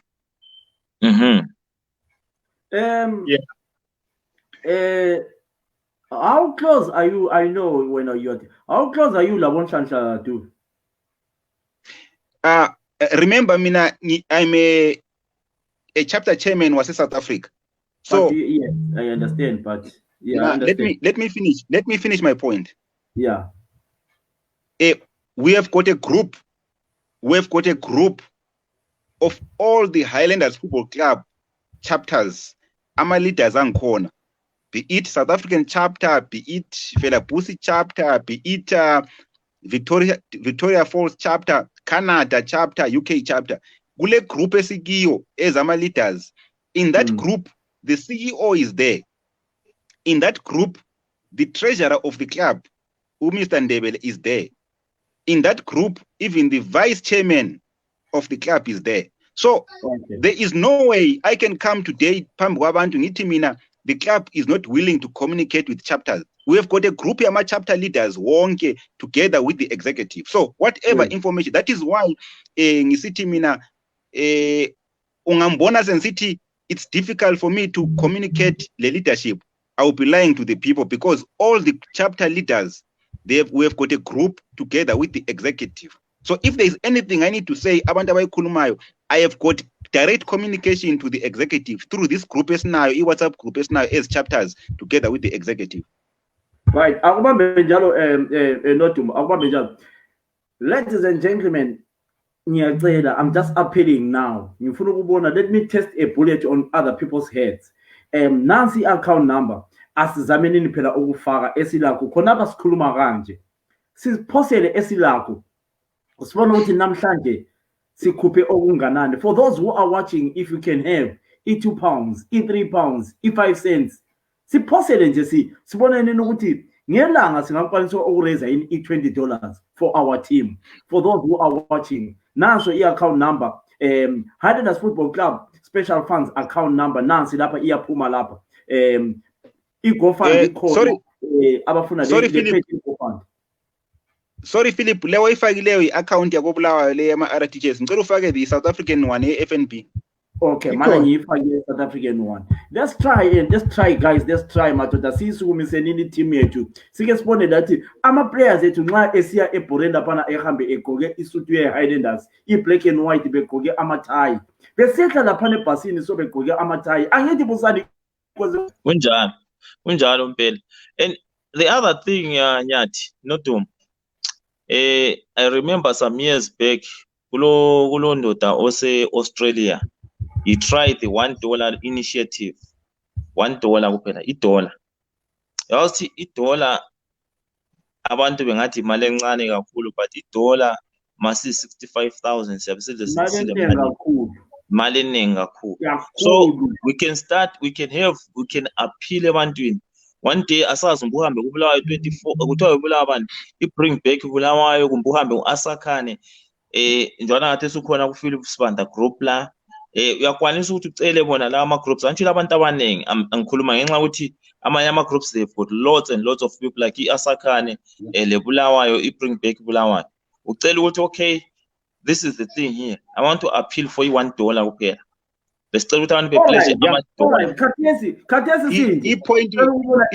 ama-$. I-point okhuluma ngayo babu Moyo, it was an initiative yaqalwa nguNkiwane ose Australia. I know that initiative and I've been part of it. Unfortunately, there was no support for that initiative. Yeah. For the reasons I do not know. But Unkiwane is supporting this initiative. Unkiwane is also in the group. So going forward, you can always work again with Unkiwane to restart that campaign and believing ukuthi abantu bazoyisupport going forward. Yeah, but I don't see anything wrong ukuthi njengoba Unkiwane umuntu oyayilendazi umntwana oyayilendazi umzulu kababa uThafi Moyo, we can throw that ucela abantu ukuthi okay Unkiwane, this is what we're gonna do today kumbe ngelanga elinje. I know umkhothe la ebekhona ukuthi no, this thing was started by him, but we can still use that. Jonas khona ngathesi we can start sicela $1 namhlanje kumbe ama-R10 khathesi. Omunye uthi ufunile ukuze ni-PayPal account sicela ufake zonke izinto leziyana. Ngicela ukuthi Philip ufake i-link liyana Thunda Fund. GoFund. Yes. I get your point. Babu Moyo, uPhilip uzafaka i-link liyana Thunda Fund where people can pay PayPal. Moyo nyayizi point yakho and engingafisa ukuthi ukuthi kuba nzima futhi ukuthi singabamba lapha sibambe laphana kungagcina sokusiphambanisa. So I was thinking ukuthi nxa singeqeda le initiative then singene kuleyo. Angazi ukuthi futhi ungabe ku-wrong because singabamba lapha sibambe lapha ungasidisturba. Let's have something siyenze ivele kube nezenzo. Yes. Madoda zwanini la. Angithi la vele imali esicontribute ukhethe ukuthi umuntu ufake emalini. Still lokhu yiye $1. Ayila difference. Wena mawufuna $1 yakho ngayifaka namuhla uyifake kusasa uyifake phama kusasa idonga $1. So akulani. I-contribution imali eyi-1 ayehlukana. So thina khonoko la kungakhalela ukuthi omunye ufaka 5,000 ufaka malini wena faka lokho lakho. Ayikho difference. Khonoko lakho it means a lot. Uyabona? So ngiphinde ngibuye kuloko ukuthi ilokuze ni management ye Highlanders it's aging. Ayikho management ye ageayo. Ufootball vela ama legends yowabambileyo. Ungabuya kwababu Man United kulabantu abadlala iMan United thina singakazalwa. Lokho ekhona ku board 100 years ukona. So ufootball kubalekile ukuthi sifake ama ages wonke. labancane bebefunda kwabadala, but abadala baqathekile ngoba kule philosophy ye-club kulezinto eziningi ezenzakala ku-club ezifuna bona abantu abadala. So siyanje silinge sithinte lapho madoda, kufanana namasiko ethu sesadiliza ngendaba zona ezokugijima phambili, singaqalini lokugijima phambili. Yabona umntana edada, yabona umntana edada uhamba phambi kanina, asingakwenzi indoko. Uyabona Golide, uyabona Golide, ipoint yakho ipoint yakho Golide, ipoint yakho Golide iliqiniso. Yazini mina lapha ngikhuluma personal, angifuni ukuthi abantu bengikhothe ngikhuluma personal. Yiko mina nginike example ngathi kulomdala ozathengisa inkukhu yakhe and go and eBorenle Highlanders or ehambe ku-AGM. We cannot look down upon those people. But Tina, as the young generation, Tina njengentsha, Tina njengabasakhulayo, obaba bakusasa, sesingobaba namhlanje anti, kodwa ngenxa ukuthi obaba bethu abanye basaphila anti, sithi singabobaba bakusasa. So kumele sibe khona ukuze sifunde. Ngoba singayela ukuba khona ukuthi sifunde sizakhokhela ngendlela engayisiyo kusasa. So we must not talk bad about the elders within us. But we must be there to raise our points and there to learn something from them. Because for example angifuna ukuthi angiziphakamisi but ngiraise point njengale situation. When I thought of isikolo lesi, I said, but you know what? If we try to make ways to unite the people, the Highlanders, mina ngise Goli, omunye use Botswana, omunye use Australia, uyabona indaba, omunye use Victoria Falls. Now umuntu omdala will not be able to think ukuthi how can we be able to unite these people to raise money to clear the debt. That is when Tina, young generation come in. Remember, I'm coming in with this initiative to support Highlanders. When I'm supporting Highlanders, it means I'm working with the board, I'm working with the executive, I'm working with you, Golide and you, Busan. So Tina, as the young generation, we need to bring ideas to move the club forward. Of course, nasekhaya uyazi ukuthi ubaba wakho wena nxa esaphila ngwamswashona ngibungukhulu wami but kulabanye bamncane anti uqala wona umthengele ifoni usithi mdala nansi ifoni ngifuna ufake iWhatsApp lapha ngibe ngikhuluma nawe wakutshela wona umdala wathi hayi mana ngifuna into zabo WhatsApp lezi mina uyabona indaba but wena wakufosela umdala waze wona how abazukulu bami base Australia sengikhona ukubabona sikhuluma ngani ngeWhatsApp. So it is the same thing that you must do. We raise these points, we go to the AGM, we raise the points, we do these things. Okungekho right is for me to come up with this initiative. Abantu befaka imali. And ngiqeda lapho mina ngihambe ngiyethenga iBenz ngemali yabantu. The next thing sebeza ukuthi vela abafana siyabazi. So if I come up with this initiative, ngingabi transparent, then the next thing abadala bazakuthini uPhilip sebuya ne-idea sharp which was going to even to take the club further. Bazokuthi hayi abafana abancane siyabazi unodume phela wadla imali zabantu. So nawe Philip usufuna ukudlani imali zabantu. So thina njenge young generation we need to do things sibe transparent okwenza ukuthi labadala futhi nxa mina ngemva kwami ubusani moyo sebuya nenye initiative kube lula ukuthi executive ne board lay bem accept. But mina ngahle ngidla imali zabantu manje wonke ama point ade siwakhuluma lapha, whoever tries another initiative he will be blocked and then we lose out. So kumele sibalance into le. Nodumo, can I ask you a question? Nodumo? I mean, as a person who loves Highlanders, let's just say I want to come and do a business as I nigga the Highlanders a percentage.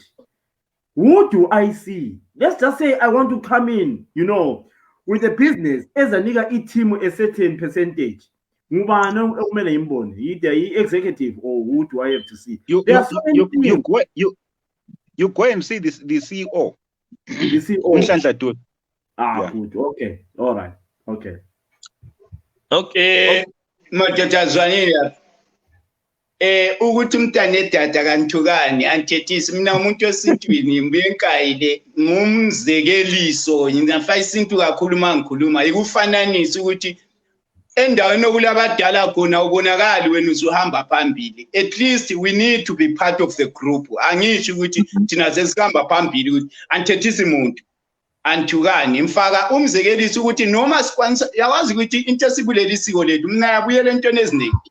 Kwaloko ukuthi ilizwe lethu izinto azikhambi kahle abantwana financially yitho esiright sesizibona singcono kulabadala khonoko yikho kwizinto mina okusuka ngathi kuyamphica kancane ukuthi no kumele sibe kwazi ukuzehlisa no matter how much we have in our pockets kube sizehlise kwabadala still singabantwana lakhonapho ku highlanders kuyadingakala ukuthi sibe khona abancane sifunde from abadala sicorrecte lathi lapho sifuna khona kungahambi kuhle yabona. Liqiniso. That's why that is why kule executive committee kule executive board anje kule board nyangithi uright na chuma mfana wakithi emaguswini nyangithi mina ungabona umuntu omdala ephuma esiyakwelusa inkomo zikalahleka ziyakadingwa mbani. So that's why kumele kube labantu abangaphansi kwabo kwenza ukuthi zingalahleka inkomo umdala ephume ezikhangela but umdala ngaba nguyolusayo kuzaba zenhloni phela nxa sebuye ekhaya sesithi hayi mfana mbane ngicela uhambe entingisa inkomo.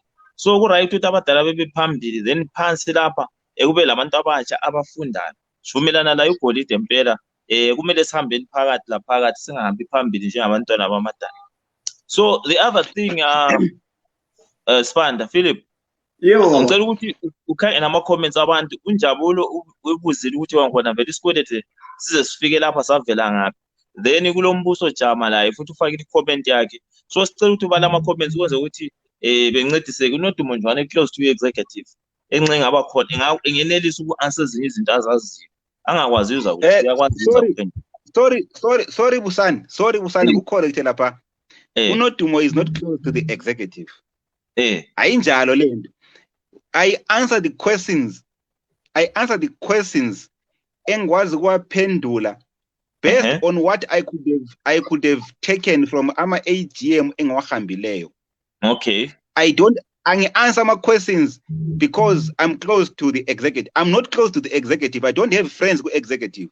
I answer the ikomna ngithi please people ngiphendula imbuzo engikhona ukuyiphendula and ngiphendula njengonodumo nyathi ngoba ngaphendula namuhla lingathi unodumo wa reply on behalf of the executive. I'm not part and parcel of the executive. Now umbuzo obuzwa ngunjabulo ngwenya laphana ukuthi how was this debt created in the first place? I think senguphendulile but ngizophendula futhi. Ngokwazi kwami this one is a legacy debt which has accumulated for over 15 years due to ama sponsorship challenges. So uzathola ukuthi ngoye 2005 for example ngoye 2006 the Zimbabwe Premier Soccer League had no sponsorship at all. There was no sponsorship at all the whole of 2006, but the club was supposed to survive, and the club survived and even won the league without sponsorship. League la yayingela sponsorship. So i-debt yayikhona ngo 2006 2007 i-accumulator. So it is legacy debt. But in the past 3 years there has been no accumulation of iskwelete less. This is one of the reasons mina personally I came up to say, hey, at least the executive is living within their means. The executive have not increased the debt in the past 3 years. What can we then do as Highlanders sons and daughters all over the world to then clear this debt? And I gave ngafaka umzekeliso ngathi it was going to be difficult for me to come to the people and say as bhadeleni isikwelete when last year they increased the credit, when last year they increased this quote, when this year they would increase again. But because of what has been happening in the past 2 or 3 years, I said, well, this gives me gunya to say we can clear this debt, because I'm seeing it as we move forward, the debt is not being increased. But basically, to answer Unjabulo, this is a legacy debt. Okay. Now come umbuzo okade utsho lapha lokambuso Jama. Okay, Umbuso Jama utiena, we need a diversified strategy of reaching people who can financially contribute based on location. Epindethi kube le transparency, for example, GoFundMe. Mbuso Jama, before I started this initiative, point yakho le it came to me. That is why ngifake umzekeliso ukuthi I came with an initiative to say we can unite the fans all over the world. That is the reason why we've got an account in South Africa.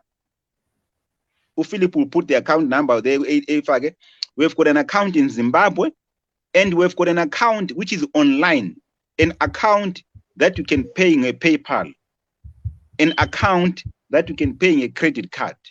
It's under, if you go to www.tunda fund, uti campaign, uti highlanders, uzoibona le Tunda fund online, and uzobona le mali esiraisiwe online.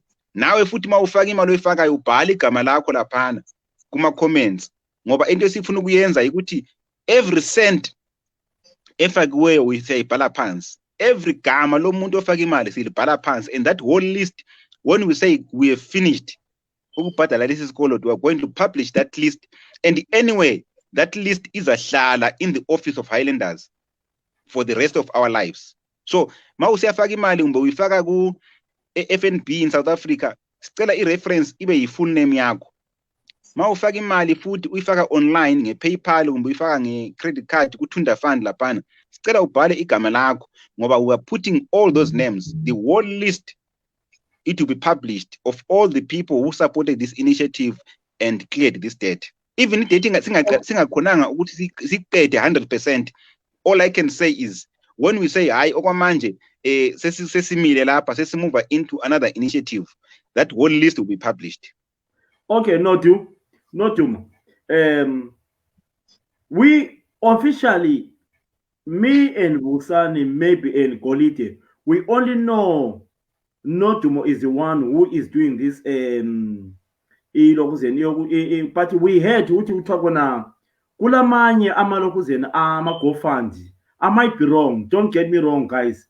But what about if those guys raise something like 20,000 pounds or 20,000 US dollars? Do you understand what I'm trying to say? So how will you know ukuthi kona imali sikwanile? Because abantu, they need to know. Abanye abantu bakwazi ucontribute ku GoFund kaGolide, abanye bacontribute ku GoFund ekaNodum. So are you aware of other GoFunds about Highlanders thing? Let me answer this one. Highlanders Football Club debt clearance campaign is being run by me, Unodumonyati. Thank you. Highlanders Football Club debt clearance campaign, account, sinama account out 3 kuphela. Sine account FNB South Africa.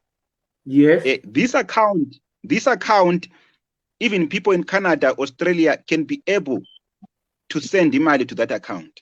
Yeah, we know that one. Yes. Yes. But now we then said, okay, let's look for another platform where people can easily send money direct. So we looked for our options. The GoFundMe option, it became difficult for me because I'm South Africa based. Gubanzima, we cannot withdraw that money in South Africa. Okay. We then found an online system, efanele GoFundMe, okuthiwa Tunda fund. Okay. Let Tunda fund, it is the only online system ekhona under debt clearance. And Let Tunda fund is linked to FNB account South Africa. So nxa si withdraw le mali eTunda fund ingena South Africa who account lay FNB.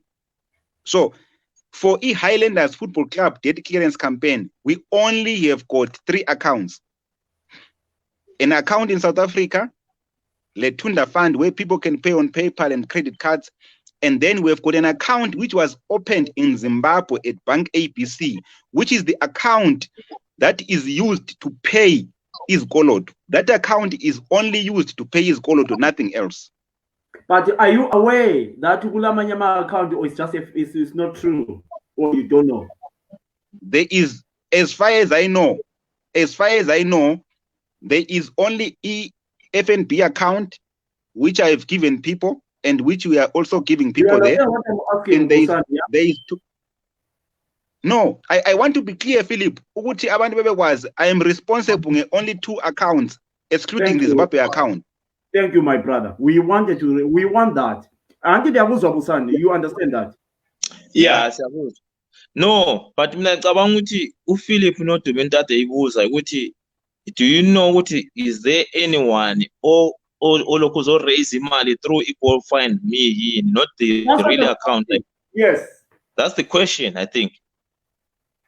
I don't know, Philip. I don't know, Philip, of anyone raising imali for debt clearance outside FNB account and the Tunda Fund. I don't know anyone. Or okay. let me say again, for the debt clearance campaign, we've got the FNB account in South Africa, and we've got Tunda Fund only. We've got 2 accounts that people can use. Then the account less Zimbabwe kuphela. Yeah. Okay. I don't know if I answered the question. No, I guess what. Mina bengizwile umbuzo kaPhilip ukuthi ubuza ukuthini. Yeah. Ngiyazwakala Sibili. Ngoba you know. Asike sizweni Sibanda.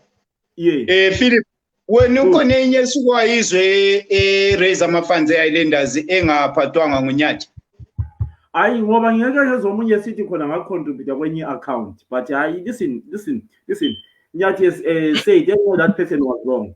Ngoba kulo muntu wakwangithi khona I contributed to another account kathi le oy advertiser. Listen, unodumo is my young brother. We advertise these things on my page and whatever. So anything abantu bayabuza. Listen, let me be honest with you. I don't want to tarnish my name and not Dumo's name. That is one thing I will never want to do. You understand? Yeah. And, when I put that, I received an inbox. So, Philip Banga account here Highlanders.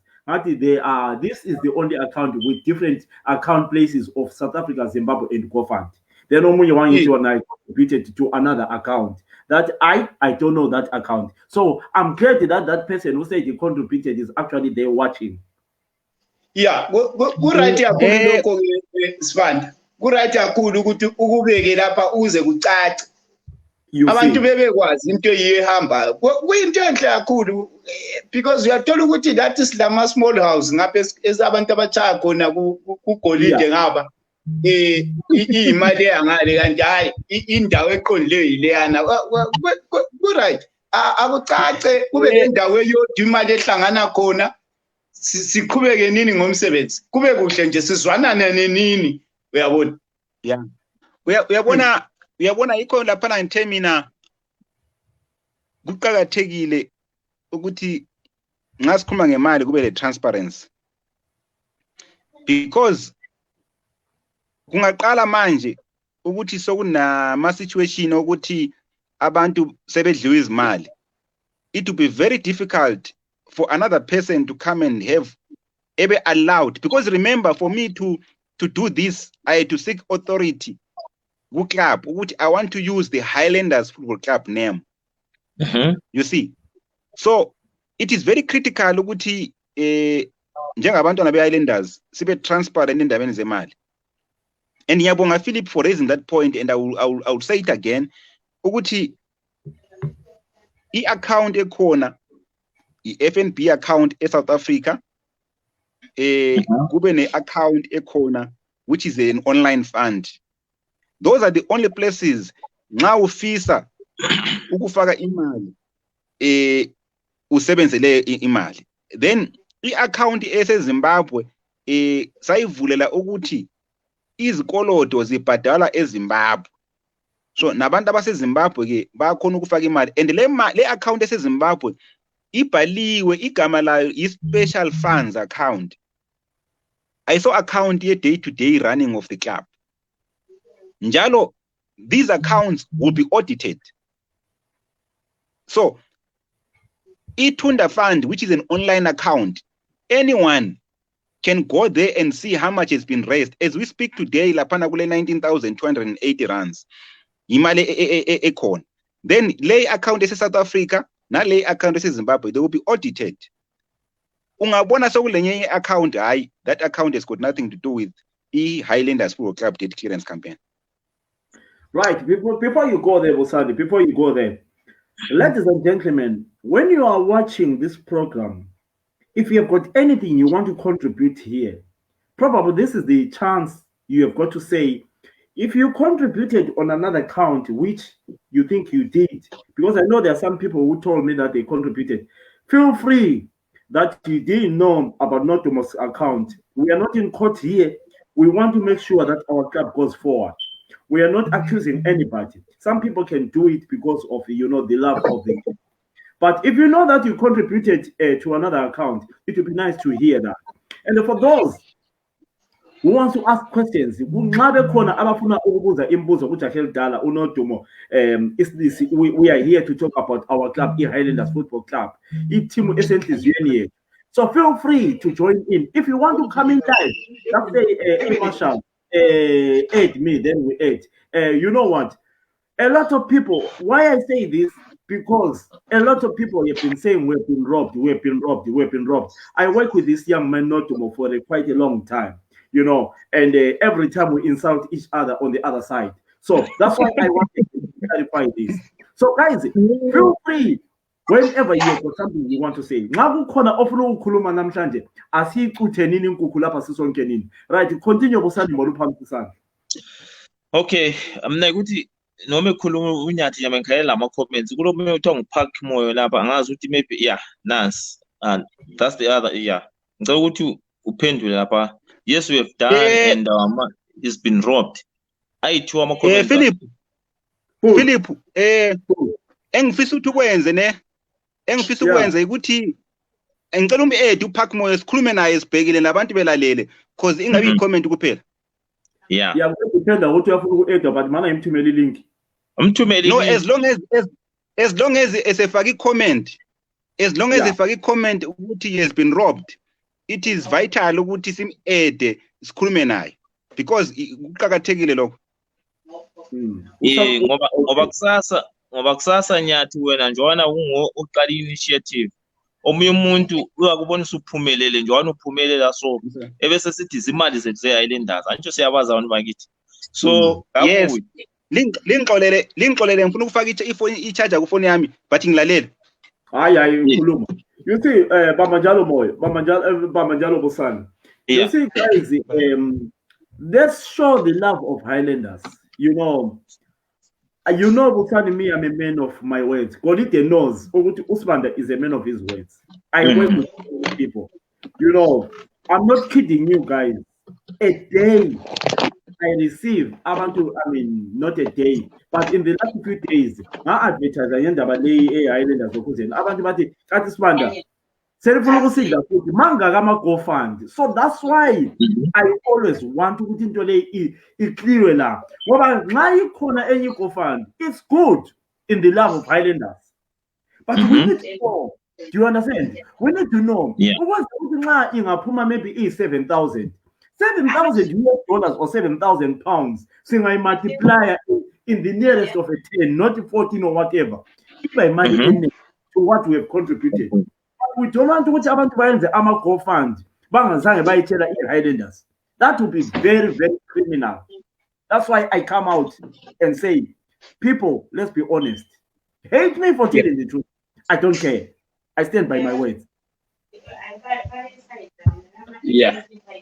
Alright, kakhulu lapho mfana kaSibanda uyichaya ikhanda lapho abantu imali zabo akumelanga zidliwe madoda lokho siyakwala imali zabantu kumele babe kwazi ukuthi imali yakho umuntu isebenzeni ngoba yikho kubulala izinto zomphakathi lokho ukuthi umuntu noma i5 cent yakhe ufuna ukubona ukuthi yenzeni, and esikhathini esiningi izinto lezi ziyenzakala ukuthi abantu ba collect imali umuntu engaboni maso kwenzakela umsebenzi abantu bengasabuyi back kibo beze batshela ukuthi hayi madoda imali zenzasebenza lapha senze lokhu lalokho. Kuqakathekile madoda ukuthi into yonke sibambe ubunono obukhulu kakhulu. Siyabonga kakhulu Philip ngepoint yakho leyo, inhle kakhulu. No, ipoint le iqakatheke kakhulu, and i-transparency, as long as kungela transparency, at the end of the day akulanto esizayenza. So umuntu loba efake i-50 rand igama lakhe kumele lihambe eklabhini ku-list eyabikhona, and i-list will be there, I promise that one.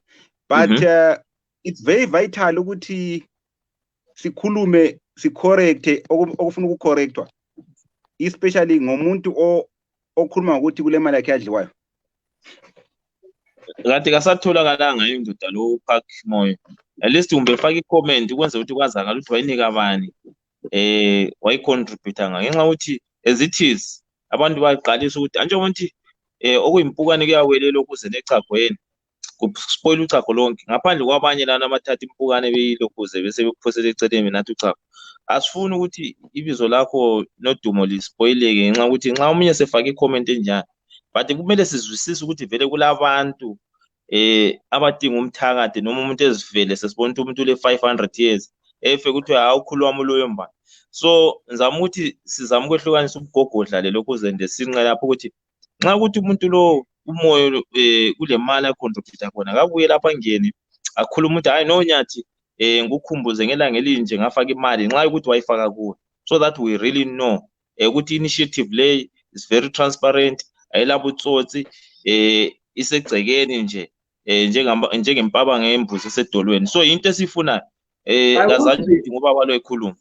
I want to be honest with you. I have known Notumo for years. You know what?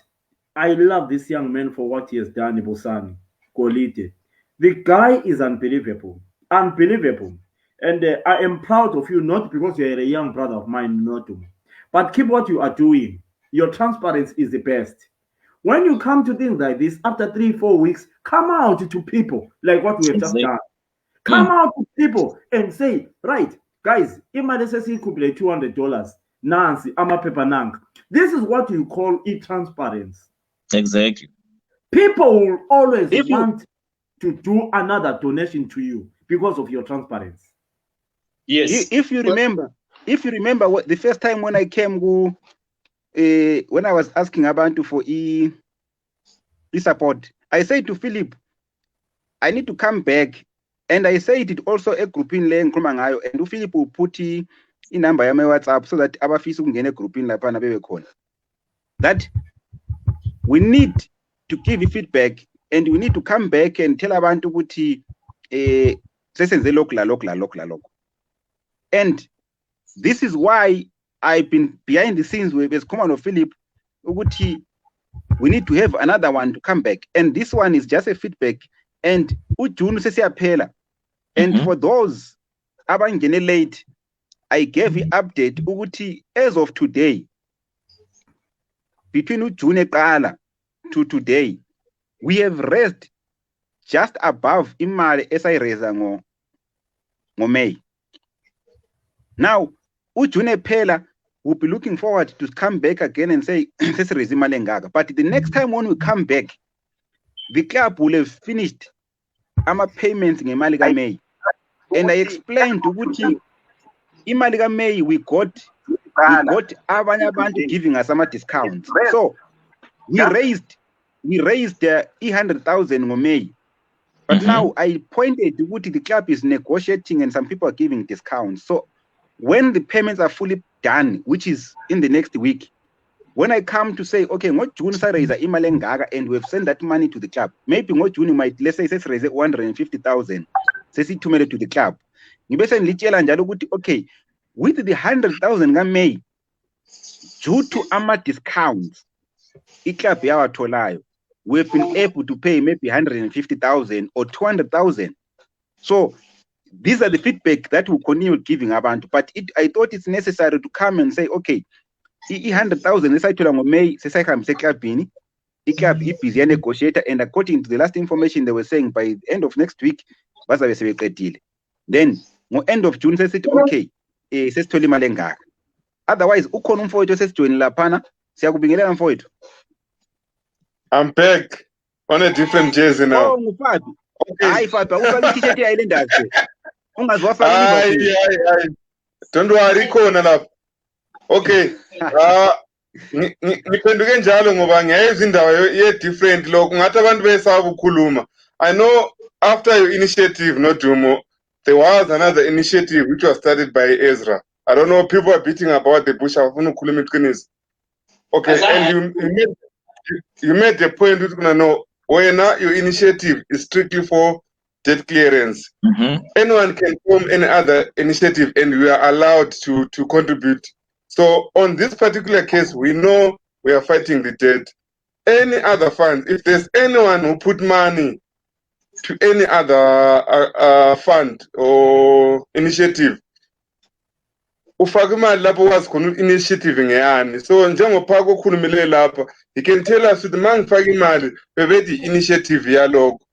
So far we know this one is strictly debt clearance. Nothing to do about team matters, nothing to do about our players, strictly debt clearance. So we are clear on that one. That's a good point, my brother. Then. Listen, Fabs. That's why, you know, it's so good to see raise such issues. I mean, I didn't know who it was. I didn't know Ezra is a brother to me. But anyway, if it's like that, it's good. We need to know because it paid in the army. But just another thing, I still say it is very vital.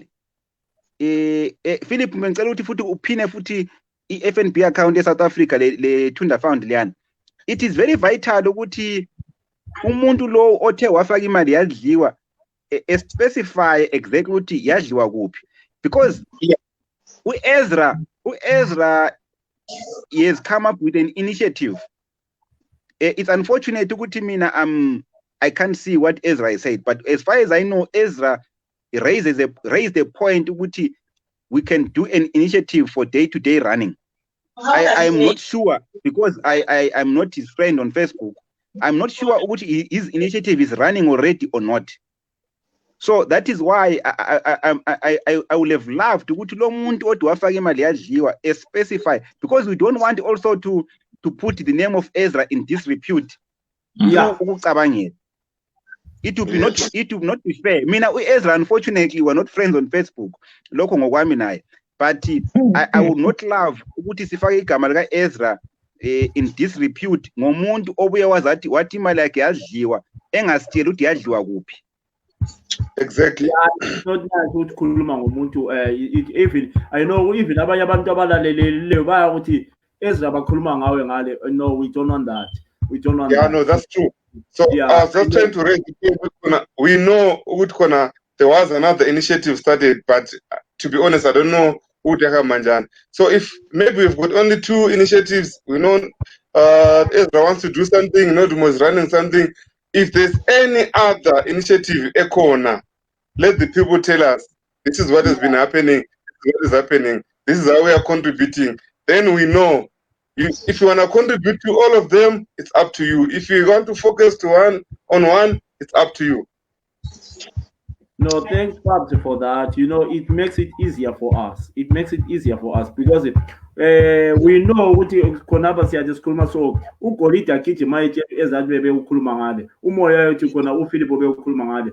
We don't want people. We don't want to talk about other people. But at least we know what you're gonna know, guys. We don't ukabanisana. But money is very, very dangerous. Yeah, we want transparent, you know. See, I was with impande yesono these days because of poverty. Yeah, you know, Philip, point raise Leo, it's very critical. And uzothola ukuthi omunye umuntu yakhona ukuthi eyizwe indaba le and engasayikhulumi. It is very critical ukuthi uyiraisile indaba yokuthi bakhona abantu nanso sebe omunye sephendula sicela ngene ngibala nini comment leyo.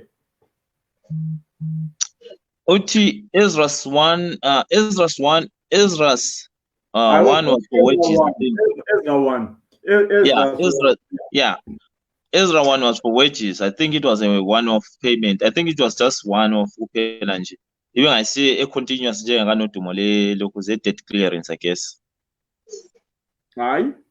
Okay. To make it easier, let's leave this thing for Ezra. Ezra. It's not ours. It's not part of us. It's not part of us, Ezra. Okay. Guys, those who want to contribute, for those who want to contribute, let's continue. Njengamajita siyakha ili team yethu abalama-pound abalama-$2 abalane abafuna ukufaka ngalesi sikhathi. Let's continue nje sikhuluma upostela khona sizireyizela imali ye-team yethu sikholisa sijabula kakhulu. Yeah. Ngicela ngikhulume kancane. Mina ngicabanga ukuthi Nodumo laphana ku group yakho ye WhatsApp lapha abantu bafaka imali lapha but laphana kumele ubagqugquzele ndoda angazi njalo ngibona ngathi ipoint ebalulekileyo ukuthi umuntu engafaki imali emsindayo abantu baphosela izimali kungabi competition yokuthi ngama 500 ngama 1000 umuntu kafake imali alayo azwa usithi ukuthi uyayikhona ukuyifaka ungabi lamanhloni noma i50 rand noma $1 ayingeni imali lana imillion ungakhiphi $1 seyo million madoda. As long when ukwazi ngisaqeda khona as long when ukwazi ukuthi kona next week futhi ungadobha okunye okuyi$1 uzaphinda uphesela uzasibona isikhwama siyakhula bengesaba abantu ukuthi ufake emalini asidingi imali ezinkulu lapha kudingakala imali. Uyabona Golide into ngingaka answer point yakho inamba yami lapha nifakiwe lapha yi WhatsApp number yami those abafuna ukungithinta you know Golide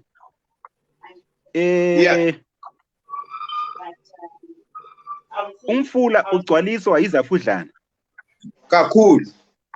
So the point is you know mawukhuluma ngokuthi isikolo Highlanders i800,000 indlebe nxa zisizwa this number sefreeze yini ubalo ufuna ukungena lapha indlebe nxa zisizwa this number it's unbelievable but remember singu 800,000 as Highlanders sons and daughters all over the world singafaka $1 sesimchayile 800,000 is so the issue is not about ukuthi uNodumo usefake 1,000 rand ngoba uNodumo usefake 2,000 rand. The issue is about the numbers of people because makuyukuthi at the end of the day we are going to raise only 1,000 rand. Let this 1,000 rand not come from Nodumo nyathi kuphela. So nxa mina sengikhiphe 1,000 rand sengikhiphe imali esikhwameni sami 1,000 rand but just think of it masingu 500 sakhipha ama 2 rand 2 rand 2 rand 2 rand sonke sisala siphefumula kahle. So the idea I saw ukuthi uNodumo ukhipha 1,000 rand kumbe what uNodumo nxa ekhona ukukhipha 1,000 rand engasali esephefumula nzima ngayikhiphe kodwa ma uNodumo ekhona ukukhipha u25 rand akamkhiphe lo 25 rand. So the issue is about unity of Highlanders Football Club sons and daughters all over the world. Masibambene within a month or two we finish this isikolo lesi singala stress esikhulu kakhulu. So into oyitsho Golide let's keep on saying a grouping say each of foot any amount iyavuma ma uno 50 rand or ma une 1 pound khona ngale uyayiphosela ngePayPal kumbe nge2 mbe 10 pound asifakeni sibambane then we move over because esizama ukwenza ukuthi if we unite sikubambe masinyana into lokho siyadlula uyabona siye kwenye indawo. Okay, on the same point here, transparency, accountability. Nodumo, I know previously we ran the 30 rand challenge, and it didn't go well. We are many Highlanders supporters, but not many are willing to contribute for one reason or another. So I remember I'm saying this to other people, but behind the scenes, mina lawo we talk and so Yes. now I've got someone not gonna mina ngafaka 30 rand yami angibonanga ukuthi isebenze ngapi. That's the same situation ekandoda lo upark lo. Imali yami maybe imali yafika ku club but awuzange kube le feedback. Umuntu secanga ukuthi ngidliwe imali. I've got one guy onjalo uthi mina ngizange ngibone 30 rand yami ukuthi yangapi. Mangithi ndoda sesilenye initiative uthi ngiyazi njani ukuthi khona le izafika. Even if I tell you no, what kwafika imali engaka kufike I think he said the 7,000 something. Contribute down 42 or whatever. But angibabona that's his thing. I didn't see my name.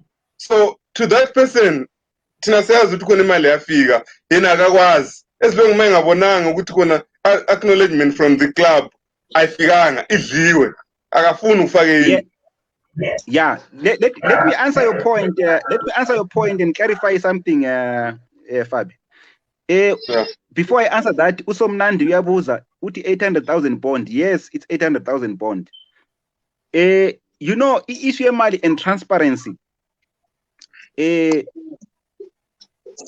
What we have been doing, okay, that initiative, like you are saying, imali yarayizwa, which was about 7,000 rand. Sayihambise ekhaya. Amagama abantu abafaka imali, they were even like AGM, they were there. But now, because of the issue of transparency, if you look at what we have done this year, when we did the initiative, club did initiative for Egusilen, what we did, the names were sent to the club. But now, what was done now is all those names were then published and sent to my WhatsApp groups. That is part and parcel of the corrections esamukwenza ukuthi we've been amanye initiative abantu bayenza, we're doing it before, then like may SA chapter singachaya imali sikhambise ekhaya le list yamagama lawana eclubini. But now abantu the indaba ye feedback, that is why ungakhangela Egusileni initiative leyana esayenzayo, there was a list published all over WhatsApp group ukuthi imali engaka iyenziwe ngabantu abangaka. This is the same thing esoyenza futhi on this initiative. Yikho ngicela ukuthi I've been saying it and I keep on saying it ukuthi ureference sicela ubhale igama lakho so that ngase sifaka list for every money engenayo siyabhala phansi. When we have completed this initiative, that whole list will publish it and will splash it over. It will obviously go to the club for e-recording club AGM, but we will also send WhatsApp group so that people see. It becomes easier now ukuthi nxa umuntu engasalibona igama lakhe, then it will be very easy to complain ukuthi but why igama lami lingekho lapha. So these are the things, and that's why even lapha sesibuya back, lo Philip will keep on coming back to give feedback ebantwini. But when this is finished, that whole list of abantu abafaka imali will be published. Yeah, transparency yafunakala. Even you can make a live, it won't hurt you ukuthi ube le live. Ungene ku platform maybe ka Philip nale ule paper lakho, a press conference one day. Okay, my name is not Monyati. Nancy list. Yona abantu kade senze initiate ilokuzeni contribution towards it elokuzeni clearance. So these are the names wabantu abasicontributelayo abasincedisa lapha lalapha esithanda ukuthi silibonge bantu. Yona saphuma sabuya kini ukuthi sizocela uncedo. Now we are coming back to you to thank you. It's easy. Kube le transparency. Into lezilula lezi abantu nxa ungasebenza labantu yazwisisa ingqondo zabantu livele bona banjani anti ukwenza ukuthi wena kungabe la lutho not even isice esiwana abangobamba ngaso bethi ndoda lwesephumelela imali yethu yona lana yayelenda ngona ngikhulumile ekuqaliseni. But if you ungabuya lapha nyathi ndona ukhuluma so akula umuntu ozakhuluma ethi kwathini thini nansi list bantu imali zeni nansi nxa ucontribute dollar yakho nansi la 50 cents yakho nansi njalo nje. Bakhona abanye abafuna ucontribute anonymous nabo futhi sizabavumela sibabonge emasayidini khona yabo. Yes, of course, but you are raising a good point, Philip, because some of us stand ukuthenga inkomo kasokuthiwa isibaya sikanyathi lesana isibaya se highlanders. It's a very good point, and besides it makes life easier for Ugolide or Fabius when he wants to do the next initiative. So it's critical. We are going to do that. What we'll do is when we say we're completed, obviously the name will go to the club. Those names, they go to the club. But on our site also, we'll publish that list. So for example, what we will do is, so in the PDF document, also in the Excel document, sifake laphana ku-Facebook, la ku-Twitter, la ku-Philip Spanda page, for example, and then that afternoon, bese sinjani, sesiba lenye live to thank the people to finalize. Yeah. Very true. Because kumele sinanzelele antsho yazi isibungu lesathiwa ngumuzi lesangikwazi use lisibiza ngani mat south nga uchumu yakwazi ukuthi umuzi yini antsho chumu. Yazi ukwisibungu lokhana akubekela amaqanda utshontsha amaqanda amanye abantwana awezinye izibungu usivalele somewhere ukuthi sitshintshe sibe ngumuzi.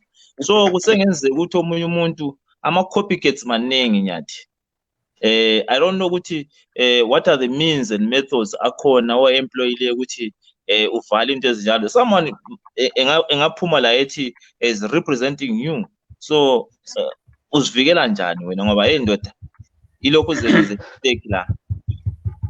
You know that is very true, Babu Moyo. Ukuthi before I even started this initiative, I know the implications. What can come from that? The risk when people don't see a result. But now that is the reason why the main issue engayenzayo was there is no. I would like to say it also emphakathini ukuthi akula mali enikwa omunye umuntu esandleni. I say that as a grouping. When other people say, mina ngingapha angikhona ukufaka imali, ngithi no, akula mali enikwa uNodumo or enikwa uFabius or enikwa uMoyo or uGolide esandleni. You need to put imali ku account, because the account, I cannot play around with the account when it comes to the auditing of that trail. Mause Australia, and you cannot send money to the FNB account. That's why we came up with this Itunda fund, which is of the Highlanders debt clearance. Imali yonke kumele ibe ngaphi? Ibe ku account. Then kube easy for tracing imali, kube easy also for what?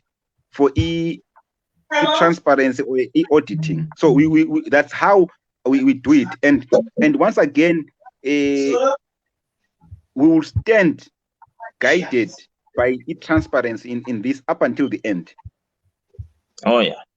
Hayi kuyazwakala nyathi. Ngoba ndoda sakuthanda safuna ukuthi uqhubeke ngempilo yakho in a normal way, hayi ukuthi ugcine sokuthiwa ubani sebalekile sokutheni. Siyabaza abantu baphethe ama brush bengakubrusha ngilokho zethu. But anyways, at the end of the day, what you are saying, Moyo, it's not that ukuthi yazi ukuthi even before we started the initiative, abakhulumayo basebekhona vele sebesithi kukhona osokusenzakala or bezama ukuthi beyilinke up lama elections ukuthi kukhona abazama. This initiative has got nothing to do with ama elections.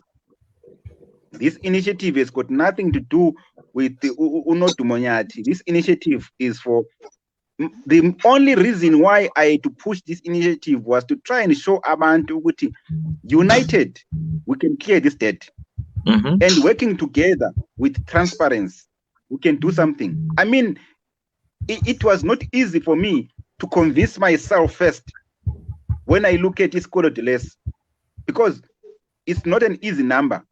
It's less, but I convinced myself ukuthi if we are united, njalo sisebenza with transparency, this debt will be cleared. So it took me time to convince myself sibili ngoba even siqala abantu baqalisile ukukhuluma ezinye izinto, but mina I'm focused. I'm focused on this thing, and I'm focused to make sure ukuthi this has got nothing to do with campaigns, and I'm not linked to anyone. Abanye baza ukuthi uNodumo is linked to uMhlophe, abanye bathi uNodumo is linked to Lwana. Mina I'm not linked to anyone, and unfortunately mina, well, ngendlela engicabanga ngayo or ngendlela engibelieve ngayo, I believe in the truth. So anti uMzulu Philip laphana sithi siyasithethisane, yikuthethisana ngokwamaqiniso sikhuluma nti. But it does not mean that I hate Philip. Nawe baba umoyo mina nxa ukuthi ungitshela into engingayibelieve I tell you direct ukuthi hayi into ekhulumayo le mina akangizwe. But it is not a fight. It is just for us. We might differ in terms of indlela esibona ngazo. But at the end of the day, Philip is a Highlanders person. Ugolide is a Highlanders person. We all differ, but we unite when it comes to Highlanders. So, singaba le ndlela ezehlukeneyo esizibonayo, but at the end of the day, we work together for one goal, which is Highlanders. And if we make a mistake, in this initiative, we have our names will be written in the history books for being the people who destroyed Highlanders, because this initiative is supposed to build Highlanders. So, kungaba let destruction singafela to do this, kube lobutsotsi will be written in the history books of Highlanders. And personally, I would not want to be written in the history book for Highlanders for the wrong things.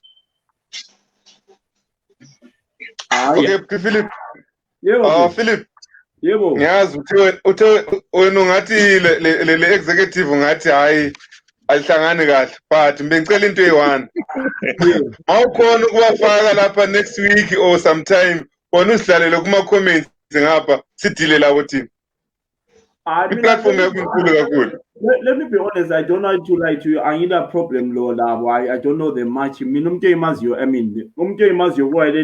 The people I know, Highlanders, Unotumo is my young brother. Unshanta was my very good friend, but it has been years, since we moved. Unshanta is a good friend of mine.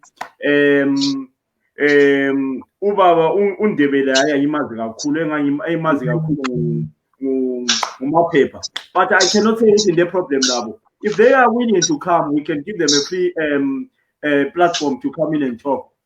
But I will need questions from you guys to come in, and because as he is in so they want to that's true. Because there's some questions which Nodumo cannot answer because it's just a supporter. He's not in the executive. So if you can get one of the executive members, even two different departments, where we're up, I think the motivation will be there. I think my young brother Nodumo can help us to bring these guys, If we can. No, Philip, you know what we can do? What we can do is I will try my best. Because remember, I said, remember, that's the other issue. But if we can give them 10 minutes to talk, it will be worthwhile. Because Unotumo says that we have raised 100,000 in May and we're paying it debt. It will be good. Like no end of June. Ma says June we raised how much? We must be coming back to say definitive now ukuthi imali kaMay sabhadala malini. That would be good ukuthi uCEO or uTreasurer ebe nguye okhulumayo, because mina ungabe ime ngikhuluma every time, because mina imali kaMay is no longer in my hands. Imali kaMay, I'm behind the scenes ngibhekile ukuthi isebenza njani, but it is being done by the executive. So it would be good ukuthi 100,000 lana sayinika iClub ngoMay, because they are negotiating for ama discounts. Bebe yiwa babuyayo now sebekhuluma ukuthi obvious bazobhala na ku Chronicle, so make sure la ku Chronicle yaphuma ukuthi imali lana 100,000 finally we with discounts how much did we clear. So I will try my best ukuthi when I come to give you feedback emali ka June lawo bebe khona even for 5 minutes to talk about ukuthi exactly how much to clear, and then maybe makuvuma maybe if I pungabanceda phela nge-airtime phela yaduri i-airtime eZimbabwe lapha ukhulumile i-airtime sonking labafana balama-Wi-Fi kobulawayo siyahamba baya kuma-one ndawo behlezi benathi tiye mana balamali abantu laba badubeka. Okay, so on my side I would do that. I would talk to the CEO, I would talk to the treasurer. No, it's good because you see, guys, it's so good to what you're gonna. Because this thing came from nowhere. Unotumo started a journey which they need to come and appreciate. We know what we want to say thank you. but ukuthi imali phongufika and so khanya it was a must ukuthi uNodumo enze such a thing. They've got to come, but ngabe ngakwanisi, well, it's up to them. You cannot force them, but it would be nice like this.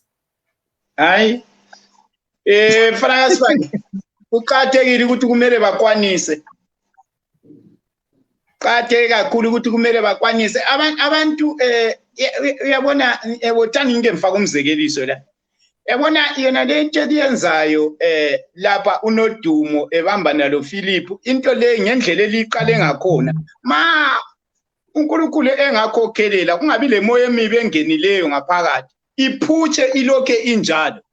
Uzaba i-good example yokuthi ezinye izinto esijwayele ukwehluleka sizenza singamaZimbabweans siyi-group sikwanise ukuzenza sithathele khonapho sisiya phambili because esikhathini esiningi sijwayele ukufeyila. Ziningi izinto ongamelanga ukuthi zimelele igovernment ukuthi izenze okumele ukuthi ngabe ezinye siyazenzela njengabantu. Manje njengamanje kufanele example amaza wobulawayo ale problem but yakwazi ukuthi abantu babulawayo sibaningi okunganani okuyikuthi singamelelanga isithi council amandlane ngaba clean. So izinto ezinjalo madoda ziqhathekile ukuthi sizenzeni ngendlela eright. So ngendlela eliqale ngakhona Philip Lonodumo ayiphuthi njalo madoda. Plus highlanders, it's their duty to come to umphakathi bezobonga. Kathi ngathi amaphepha thina sesahlale ekhaya highlanders yayitima isidlalile isiwinile angene acha izandla bonke ukuthi stadium besigcwele. Ongamehlula ukuthi manje abuye sesifaka imali zokusukumisa iclub kuyini. Uyabona Nodumo ngabe kuya ngokuya. Philip, one second before you go there. Ngabe kuya ngokuya. Angiyabona i-live lesiyenzileyo singu5 isinje so. Kumele ngabe kuya ngokuya kule lokuzeni i-downloadwe ibe siyadlalwa eClubhouse. Uyezwa? Uyangizwa yini bathi? Idlala lapha abantu bekhuluma, abantu belalela nanka ama points. Abantu bezinathela kwabanye club. Ngabe kuya ngokuya ingene ku YouTube i-downloadwe even ingasoma video i-audio. Abantu balalele eClubhouse ukuthi imkhalazo yabantu ngilamanga yini busana. Ya khona kunjalo mpela kumele kuphela ukukhulunywa into lezi ngathi vele sikulink ye-highlanders anyways ngathi kuya ngokuya but anyways right now kuzabonakala as we go ukuthi kamanyana. I don't know kathi i-Highlanders TV yona who is running that lokuzeni ukwenze ukuthi labo kwesesikhathi ngathi kuyavuma abantu bengene through that Highlanders TV angazi ukuthi ukhona lolwazi ngayo yini. Angifuna ukuyivula yekade ukuyivula manje yitho nje zakhuluma loNodumo manje yesaba ukuthi kuyothiwa wena muntu weyavoka sokuzothatha into zakho la ngifuna uvule into Philip khona kalade ngikutho mina nti ngisithi mina okay le issue yokuthi executive member CEO at least or treasurer ebe khona that part I would try my best. It is vital. Akula question about that one. And then when it comes, okay, before ngu answer Philip, mana sibona ipoint ka Queen lapha.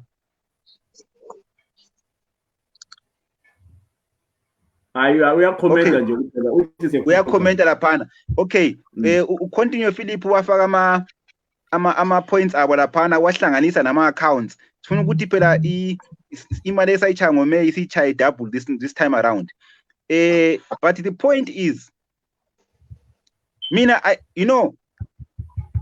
I keep on saying indaba athi ikhuluma ngoGoledelana abadala they are very important within the Highlander system.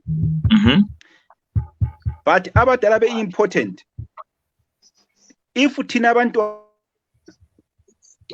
thina intsha thina the young generation thina abadala abancane singangeni within the system, there will be a problem. Because remember inyathi ibuzwa kwabaphambili. And amandebele they will do two things. They will say inyathi ibuzwa kwabaphambili and bese besithi futhi ekamba move ibanjwa izinja into yonke iyahlanganiswa. Now it is critical ukuthi abadala bebe khona, and it is critical also ukuthi lata abancane sibe khona. For example ngeke nganiki example ukuthi emntwini omdala to make an initiative such as this was going to be difficult because beza ukuthi hayi asibize nabantu sibize umhlangano kubuya abantu abaseluveve lenkulumane umuntu osegoli leBotswana le-UK akasangeni. But thina we able as the young generation to say we can be able through e-technology to do these things, doing these things to support abadala. So Philip, i-Highlanders ngeyethu, as long as mina I don't do things to bring the name of Highlanders in disrepute, there is no way a good initiative must be blocked. So, like I said, umoya kwabuya le point lapana nge-clubhouse and stuff like that. I even said, Philip can help us with in music things. There is no reason why we should have i-clubhouse lapana kungela music system esharp when we've got Philip, we've got Ezra, we've got other people abachaya into the system. So ngangcono sibuye lapha sithi uPhilip tried to help the club nge-system and the club refused. Sibe sesilwa nabadala manje uthi kathi lena manje e-clubhouse akula system kodwa kulo muntu ayefuna ukulisiza layala. We cannot say hayi abadala bazayala and then we don't go to talk to them. We need to go to talk to them so that mase sichinga, because lami ngiyachinga kwezami indawo but angichingi first. Ngiqalisa ngizame. And then if they refuse a good initiative, then we've got every right to blame abadala. So Philip, or whoever has got a good initiative, let's take those initiatives to abadaleni. Vele le gama lokuthi abadala silitsho ngokuhlonipha nti, because tina we don't go to the board. Abadala yi-board. The executive are so abadala. The executive are there to run Highlanders on our behalf. Abadala yi-board. Abadala yi-board who are the stakeholders abasikhangelele isintu sethu. No, but the executive are there to run Highlanders on our behalf. So the executive report to the Highlanders owners, who are the people abanjengami lawo. So there is nothing which can stop me or you to go to Unhlanhla. Unhlanhla is the CEO. The CEO, if you go to with a good initiative, you are actually helping the CEO to run the club better. Because, for example, if I went to the CEO and said, mina ndoda ngile plan lapha eyani ukuthi ngiraise imali a debt clearance. The CEO obviously does his paperwork, ekumela abadala and all those other people. Then he comes back to me to say, okay, no Dumo, we can go ahead, but only with these terms. Ndoda, imali club ingajointwa, we don't want the name of the club in disrepute. But he has got no right to block me when I'm bringing a good initiative. So all the initiatives, let's take them down, let's go to them, let's work with them. As long as singer into the I see no reason why they should block us. Okay, my last contribution, Gulento. Okay, the other thing, now we're looking at this date, it's 800,000 bond. This was actually 800,000 US dollars before. And maybe when they change from this to one to one, whatever, this amount maybe was equivalent to 50,000 US dollars. Now it's equivalent to 10,000 US dollars. I don't think it's fair to go to the creditors, literally put a discount, because we already hit them hard. That's my point. I will answer you, Mr. Dube. Remember, I said last time, it is vital that people be paid their money. You understand? Yeah. And I'm not in control, or you are not in control about the economics that says Zimbabwe. Because if you raise that they've been hit hard, that is another issue, a corner which is difficult for us to control. But there is nothing wrong to go usiyabhadala isikoloto ucele ukuthi is it possible to discount me. Remember, the executive, who treasurer no CEO and the other team, they've been doing this thing. Some of the people are not accepting. Some of the people want to be paid in full. Some of the people are giving a 10% discount. Some of the people are giving 50% discount. You understand? And the bottom line is, at least we need to go to the people and try and pay iskoloto. At least show that respect to go and pay iskoloto. But when we're paying, if someone is willing, remember we're not forcing them to discount, but we ask for a discount. And we don't say, Guti, can you discount us for 5% or 10%? We just say, aye, uzopatala iskoloto, but you still discount. So those who are willing to discount, I think we should take it. Indlela yabo nabo to pay off this debt, in my view. Okay. Yeah, liqiniso Dube impela. I think vele okumele ngathi kuyavuma. Aluba ngakuyavuma kusiya ngami ngenxa ye-economics yethu, we never know when they're going to revert back to the US dollars. You know, one day singavuka kusasa sisebenzisa ama-US like as the legal currency, ama-bond notes, they will be gone, then we're going to be paying more. So aluba ngakuyavuma kathesi abantu bekwanisa ukuthi masinya clear kathesi ukusese ngama-bond notes, it was going to be easier. So lakho angisho ukuthi ngithini, but I'm just saying ukuthi ngathi asilendlela ukuthi sikhuthazaneni sikhupheni imali, then we clear whatever the bigger chunk, noma kunga-reverta any day back to the US dollars, at least we would have like covered ilokho zeni i-space esikhulu kakhulu. So yikho nje engikucabanga ukuthi asizameni ukukhuthazana njalo kusenziwa imizamo yonke akwenziwe, let's push even harder. Labangani bethu, isihlobo zethu, anyone, we know most of the people are like highlanders sons and daughters, right? So we need to sihlaba umkhosi esimemezele, we broadcast, abantu bebekwazi ukuthi okay, this is what we are doing right now. Even naboqoke khona ngalo mama nje bakhona uPhilip ngabangani bakhe anje lokho esithi abanye ngabangani babo bani uhambe Philip uyebatshela umama labo ukuthi hayi laba besicela ukuthi besiphosela amadola nga yabo bayabona babu moyo ba into ikhulumayo leyi fibers babudubu ngakhambi, you know, mina ubaba ubefuya inkomo ekhaya lapha. Uthe sekhulile umdala wathengisa inkomo ezingu-15 wafaka imali lana e-POSB ibhuke li-rate lela nxa lilikhumbula. Yes, sell investment, yes. Uyabona wathengisa inkomo zakhe ezingu-15 wafaka e-POSB, umdala wathi hayi ngizabe ngigada umagedleni ngisiye etown ngemonth-end ngiyethenga igrocery. But imali lana was all wiped out. You remember, ama-pension abantu were wiped out. That is an economic situation yase Zimbabwe. And then, in 2009, there was a conversion yamali zabantu to ama-dollars. Before that, people had lost money. And then now, the dollars are converted futhi to bond. We are not in control of that situation yase Zimbabwe. So now, the money okuthiwa ngama-dollars vele abantu bayidliwa kudala yaba ngama-bond kudala. This is a fact. So now we found ourselves with this 800,000. But let's remember, 800,000 low, it's a lot of money still. It's a lot of money. But now if we unite and sihlangane manje, within a month or two, we can clear this credit. And into ikhulumayo emoyo, my belief is if we clear this credit, there is no way that the executive can come to us and say, we have got a challenge to get sponsorship or to do things because it was nescolate.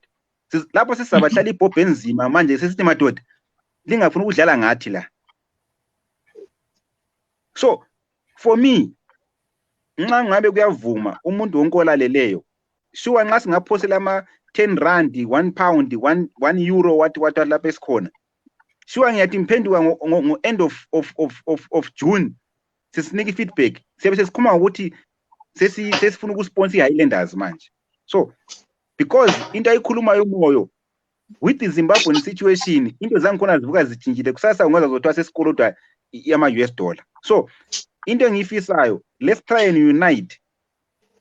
Nxa ungakhatha nawe i-2 loaves of bread, lami ngikhatha i-2 loaves of bread, ngiphosele okuyi-50 rand kwami laphana. We can clear this debt quickly. Can I ask you a question, Notumo? I mean, I'm not trying to divert something. Maybe what was the issue guys to talk about who deleted Papa Fields? Was it true or lies?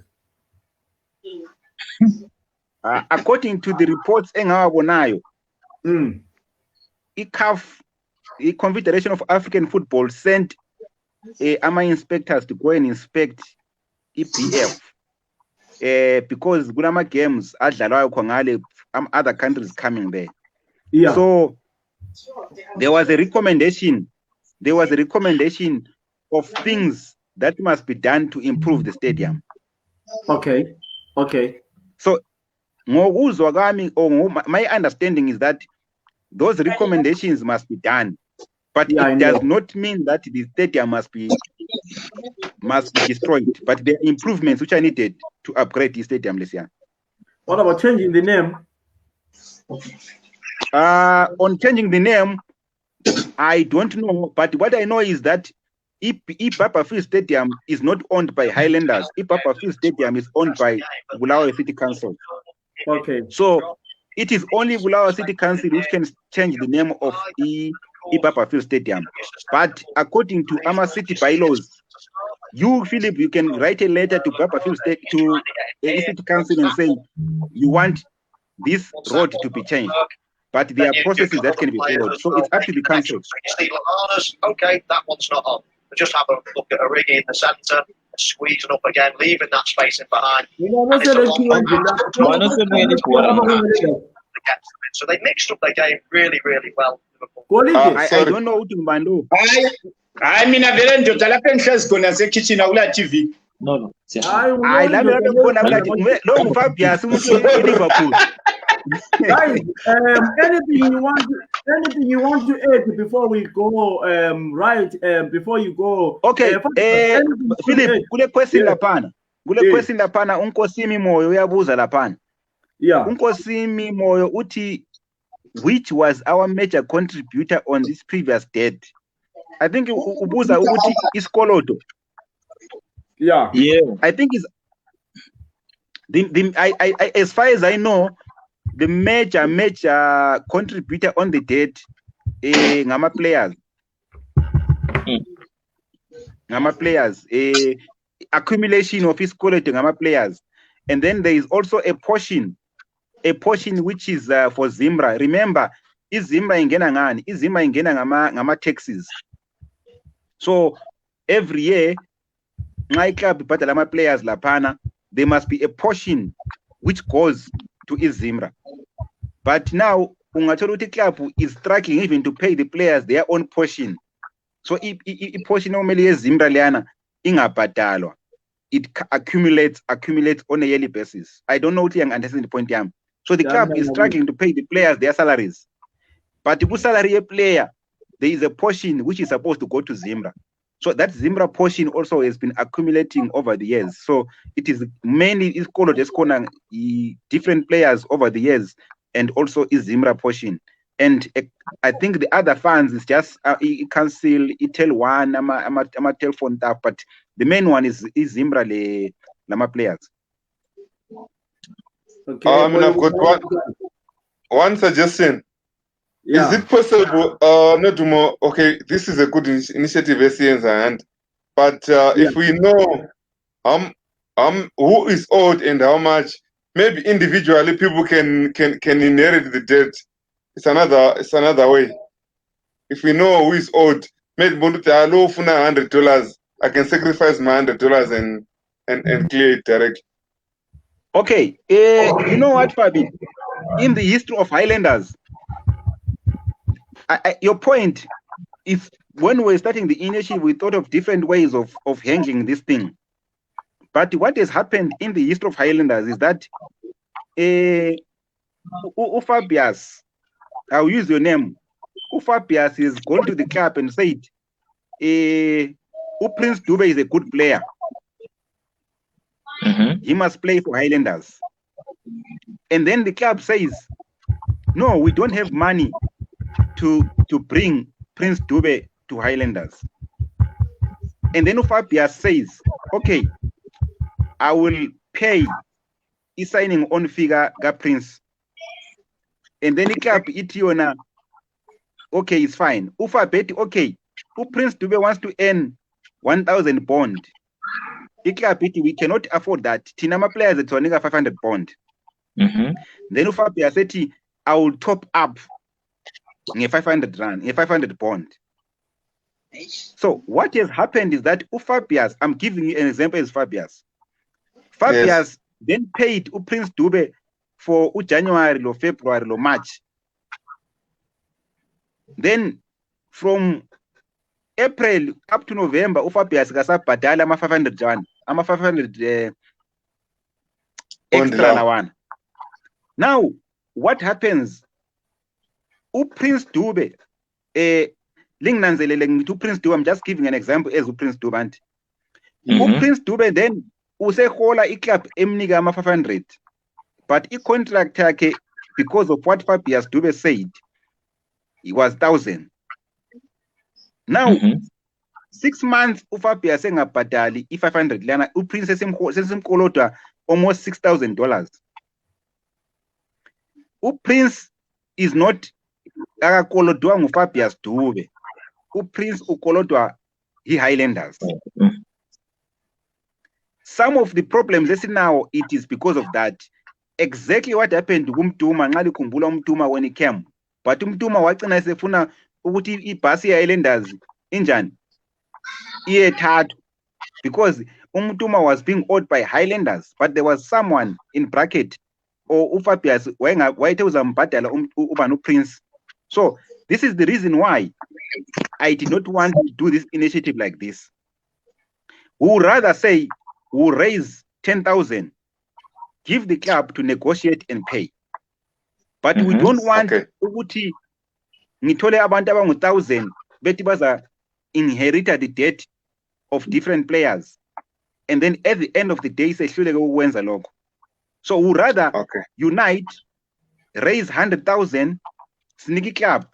Ma abantu sebekhathele, we say, okay, hayi siyabonga thina okwethu kunjani uphelela lapha. Someone will come again and try and raise that thing. So it's a problem to take individual izinto lezi. Asizibambene sibambene, siraise esikubamba. That is why if we do that, Fabius, it will never be a not Dumonyat initiative, because abantu they know ukuthi imali le ayiraiswa not Dumonyat. Imali le iraiswe ngaba the daughters and sons of highlanders combined and raised imali le. Singakwenza kube yi-1-1 kuzahlupha, because uFabi uzabhadala uNodume engabhadali. All right, point understood. Thanks. And then uNkosimi Moyo laphana uyabuza, are those signing on fees? Yes, most of the problem is signing on fees, but it's not only signing on fees. There is also a debt here, yama salaries, but it's not like current things. It's all legacy debt. Right, lami ngiphume lapha madoda, mphume lo wami umbono omncane kancane ngezelele khonapho kuma points ebelokhu esiwakhuluma. I think abantu maybe bengathathi personal ukuthi uthiwa sithi abantwana be-highlanders bodwa. Hayi, any football lover eZimbabwe, you are allowed to contribute la. As long uthanda isoccer, uyacontributa lapha. Awenzeli mina osupport highlanders, wenzela ilizwe lakho. I-highlanders iteam enkulu, noma ngubani ekuyeke lipo ngihamba. So I think uqathekile ukuthi people who support soccer all over the country, just let's come together, sincedisane into eyo. Kusasa noma yiphi team mabe buya lapha bethi abantu abathanda umdlalo webhola asincedisane nini lapha. I think abantu abanjengami zabe ngikhona. No, you are right, Kolite. We don't discriminate. We don't discriminate ukuthi imali ivele kubani. But okay, it must be clear. It must be clear. It must be clear. This initiative is an initiative of Highlanders Football Club sons and daughters coming together to clear Highlanders Football Club debt. Kodwa mina ma umngane wami engasowe Highlanders, umngane wami supporter iMaZulu, I tell him about this initiative. Yes. Umngane wami ubuya to support the Highlanders sons and daughters. Let's be clear on that. This initiative ngiyabantwana be-Highlanders, but kasibloki umngane wami osupporter iNjube Sundowns to come and support us. so that tomorrow it must be clear this one was done by Highlanders Football Club and sons and daughters. Leo singafuna ukuyijika sibe nice on asibe straight lap. This initiative is by Highlanders Football Club sons and daughters coming together to clear the debt. But anyone who wants to assist us must come and assist us esazi ukuthi into le yenziwa ngabantwana be Highlanders. Okay. Yeah, okay. Hayi siyabonga bakithi. Hayi just hold on. Hello. Yebo. Madoda kulo mama obuzayo lapho ukuthi lithethe yini lonke. How? Uthi sithetheni? Uthi lithethe yini lonke ngabona kulo muntu osethandiwe phakathi sonke sithethe mina ngithethe wonke umuntu uthethwe la. Right guys, asithathwanga uza kuba awuthathwanga ora asithathwanga sithethe. Guys, thank you so much. Busani, thank you Ahambi, Busani, hold on. Thank you so much. Sengihamba mina sazenchayo lapha. Why? Guys, thank you so much. Nxa singaba lenye program libuye lonke just like this, guys. It has been nice. Fabs, thank you so much. Mazinyane Golite, thank you so much. You know, nxa singaba lenye program, guys, ngicela sibe banengi. Nxa sibiza abantu be-Highlanders sibe khona sibe together. Kuba mnandi into zelula kimi. Thank you so much, Busani. Thank you so much, Golite. Thank you, Fabs. Sharp. Not tomorrow, mana, not tomorrow. So, no, dude, what is our next uzasazisa ukuthi kume kanjani angithi? Yes, what we are going to do going forward, Philip, like I said last time, we are sesiya ku end of June. Yeah. And like I said, as we speak today, we have raised slightly more than imali esayireza ngo May. Yeah. My appeal to wonke umuntu olaleleyo nabangani bethu is that if we can try and sifake laphana ku FNB, sifake na ku Tunda Fund online laphana end of June, when we come back end of June, beginning of July, sifuna ukuthi maybe sibe sithi we have even cut isikolo Highlanders by over 50%. I mean, sikubambe kusachisa, and then on my side, I will stick to transparency. On my side, I will come back to give feedback, and I promise, on the next feedback, sizobe sikhuluma ukuthi imali kaMay exactly yakhe yamalini, and I will try my best to have executive CEO or treasurer Highlanders to come even for 5 minutes to give you feedback. If I fail to get them, I will come again for these reasons.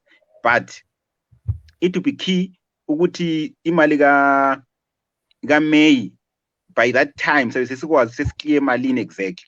That will be key ukuthi kungabi yimi engikhulumayo kube maybe chief executive officer or treasurer Highlanders. On my side, I will only come to give feedback ngemali ka June esizayireza manje. But ngiyacela ukuthi si support le initiative bantu bakithi FNB account ikhona eSouth Africa, and then the online system esinayo laphana esebenzisa iPayPal ne credit card which is bhadale. Thank you so much, Nodumo.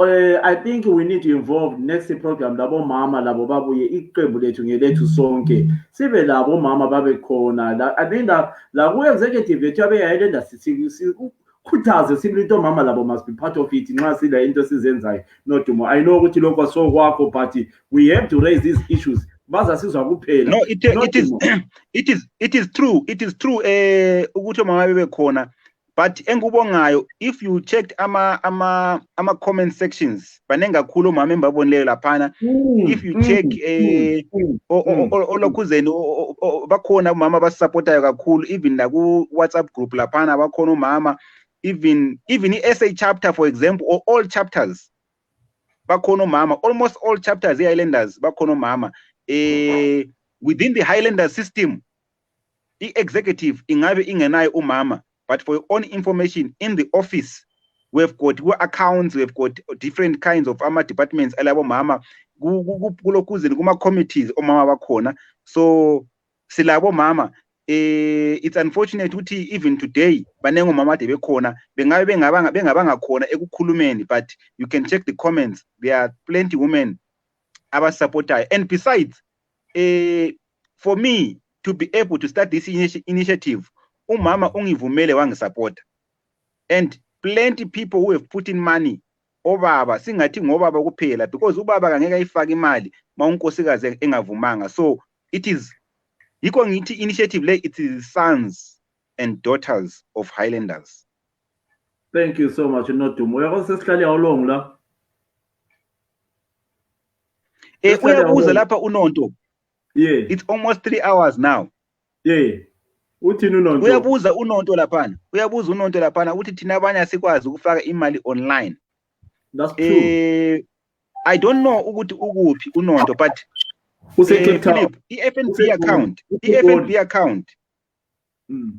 account umuntu uyahamba ku-ATM eSouth Africa uyayifaka imali. I-FNB account umuntu mayese Australia ese-UK I think kuthiwa kuyina elikwenza lokana Philip ukuthi imali ingene direct laphana. It's not online, I think. Yeah, uyahamba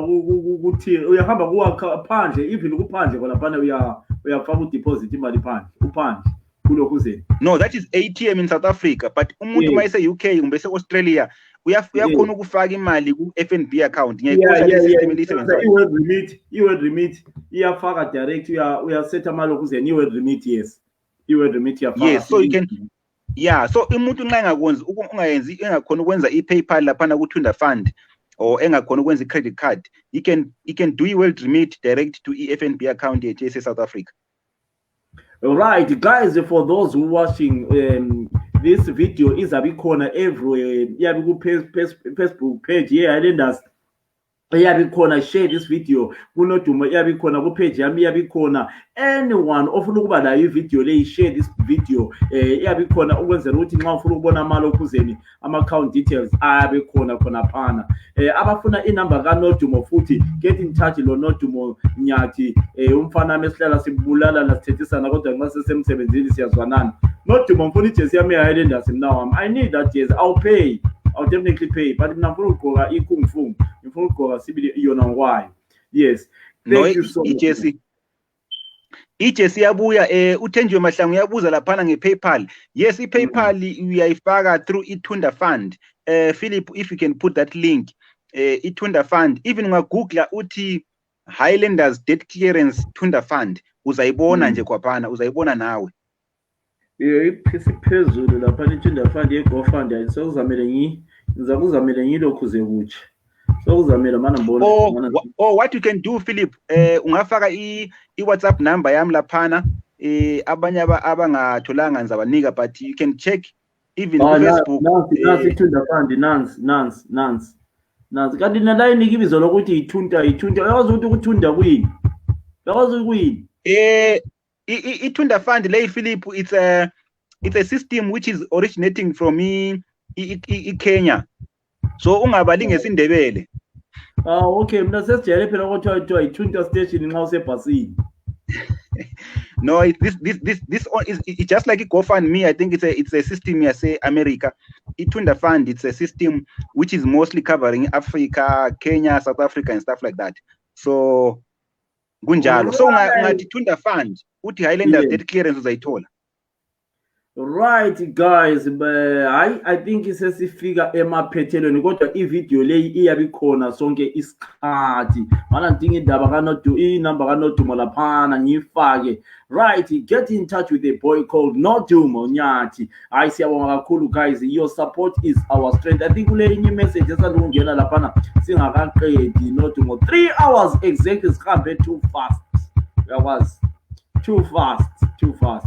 Yabona ama-video amalokuzendawo must be sent ku-Clubhouse. Singawafaka ku-YouTube laphana bese download abese siba i-video ibe MP4 then abese dlalwa ku-TV eyani Highlanders Club. I think it will be good. What do you think? No, that is true. Like I said, also that point there, YouTube, I will make sure I contact to media person kuzalungiswa. uthenjiwe uthe kona ubephendula umbuzo yena uthumela nge-PayPal. Yes. Uthenjiwe is already supported the initiative and she continues to support it. Siyabonga kakhulu. Okay. Mildred Maseko, siyabonga. Ngwakini lo eFlabus. Hayi lo usupporta kakhulu, siyabonga kakhulu. Abantu bakini eFlabus laba ngithi. Yes. And also njengoba nchilo Philip, ngathi mina abantwana be-Highlanders, we do things in different ways. Omunye umuntu akakhona ukufaka imali but uyaspreada ilizwi le-initiative. In the coming days, in a day or two, uzabona abasenzela khona ama-musicians and I'm sure you play that music soon. Umehloka Zulu and team, great sons of Highlanders. They are doing something for us. Okay. Siyabonga umntana wakho is doing something with other singers, which is coming very soon in a day or two, which is coming to support debt clearance. So siyabonga kakhulu everyone who's spreading the word, everyone osefakile $1 lakhe, everyone osefakile i-50 on my side. Ngizalibonga nge-transparency. That's all I can say. Thank you so much, Nodu. Thank you so much. Thank you so much. Thank you so much. Thank you so much. Thank you so much, Nodu. Siyabonga Philip, what you are doing for umphakathi siyabonga kakhulu. Stay blessed. Siyabonga kakhulu mfowethu. We love you so much. Thank you so much, Nodumo. Thank you. Thank you. Daddy. Yilo le Highlander mphuma le goal ngizwa bonke bekhuluma bethi kune Highlander ngitsho nabaculi beZimbabwe abaningi bashabela bethi Highlander yini le Highlander madoda. Thank you very much. Thank you Nodumo. Siyabonga kakhulu. Stay blessed. Have a nice day. God bless you, Islam. Siyabonga mfowethu, siyabonga.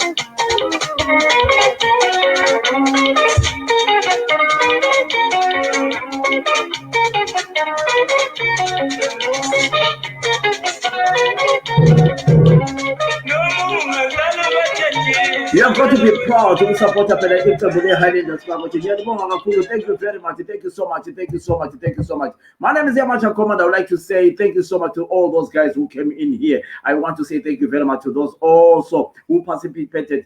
Bonke abakwazi ukubana bangene kule page. Ngiyalibonga kakhulu. Thank you so much. Do me a favor when you are watching me. Just fake even $2, $5. Uphosele ekhasini le-Highlanders bakwethu. Iphele sikweleti se-Highlanders kube mnandi. Ngiyalibonga kakhulu. I want to say thank you very much to my young boy, not to Monyati, for coming in ezositshela phela ukubana kuhambe njani. Ngiyababonga bonke abakwazi ukungena. Thank you so much Busane, thank you so much uDube, thank you so much uGolide, thank you so much. Thank you so much. Thank you. God bless you all of you guys. Thank you so much. Kuma comments laphana. Ngiyalibonga lonke elikwanisileyo. My name is the Air Marshal Commander Philip Sibanda. It was a lovely program. Thank you so much. We love our team in Highlanders. Thank you so much. Ngiyalibonga kakhulu.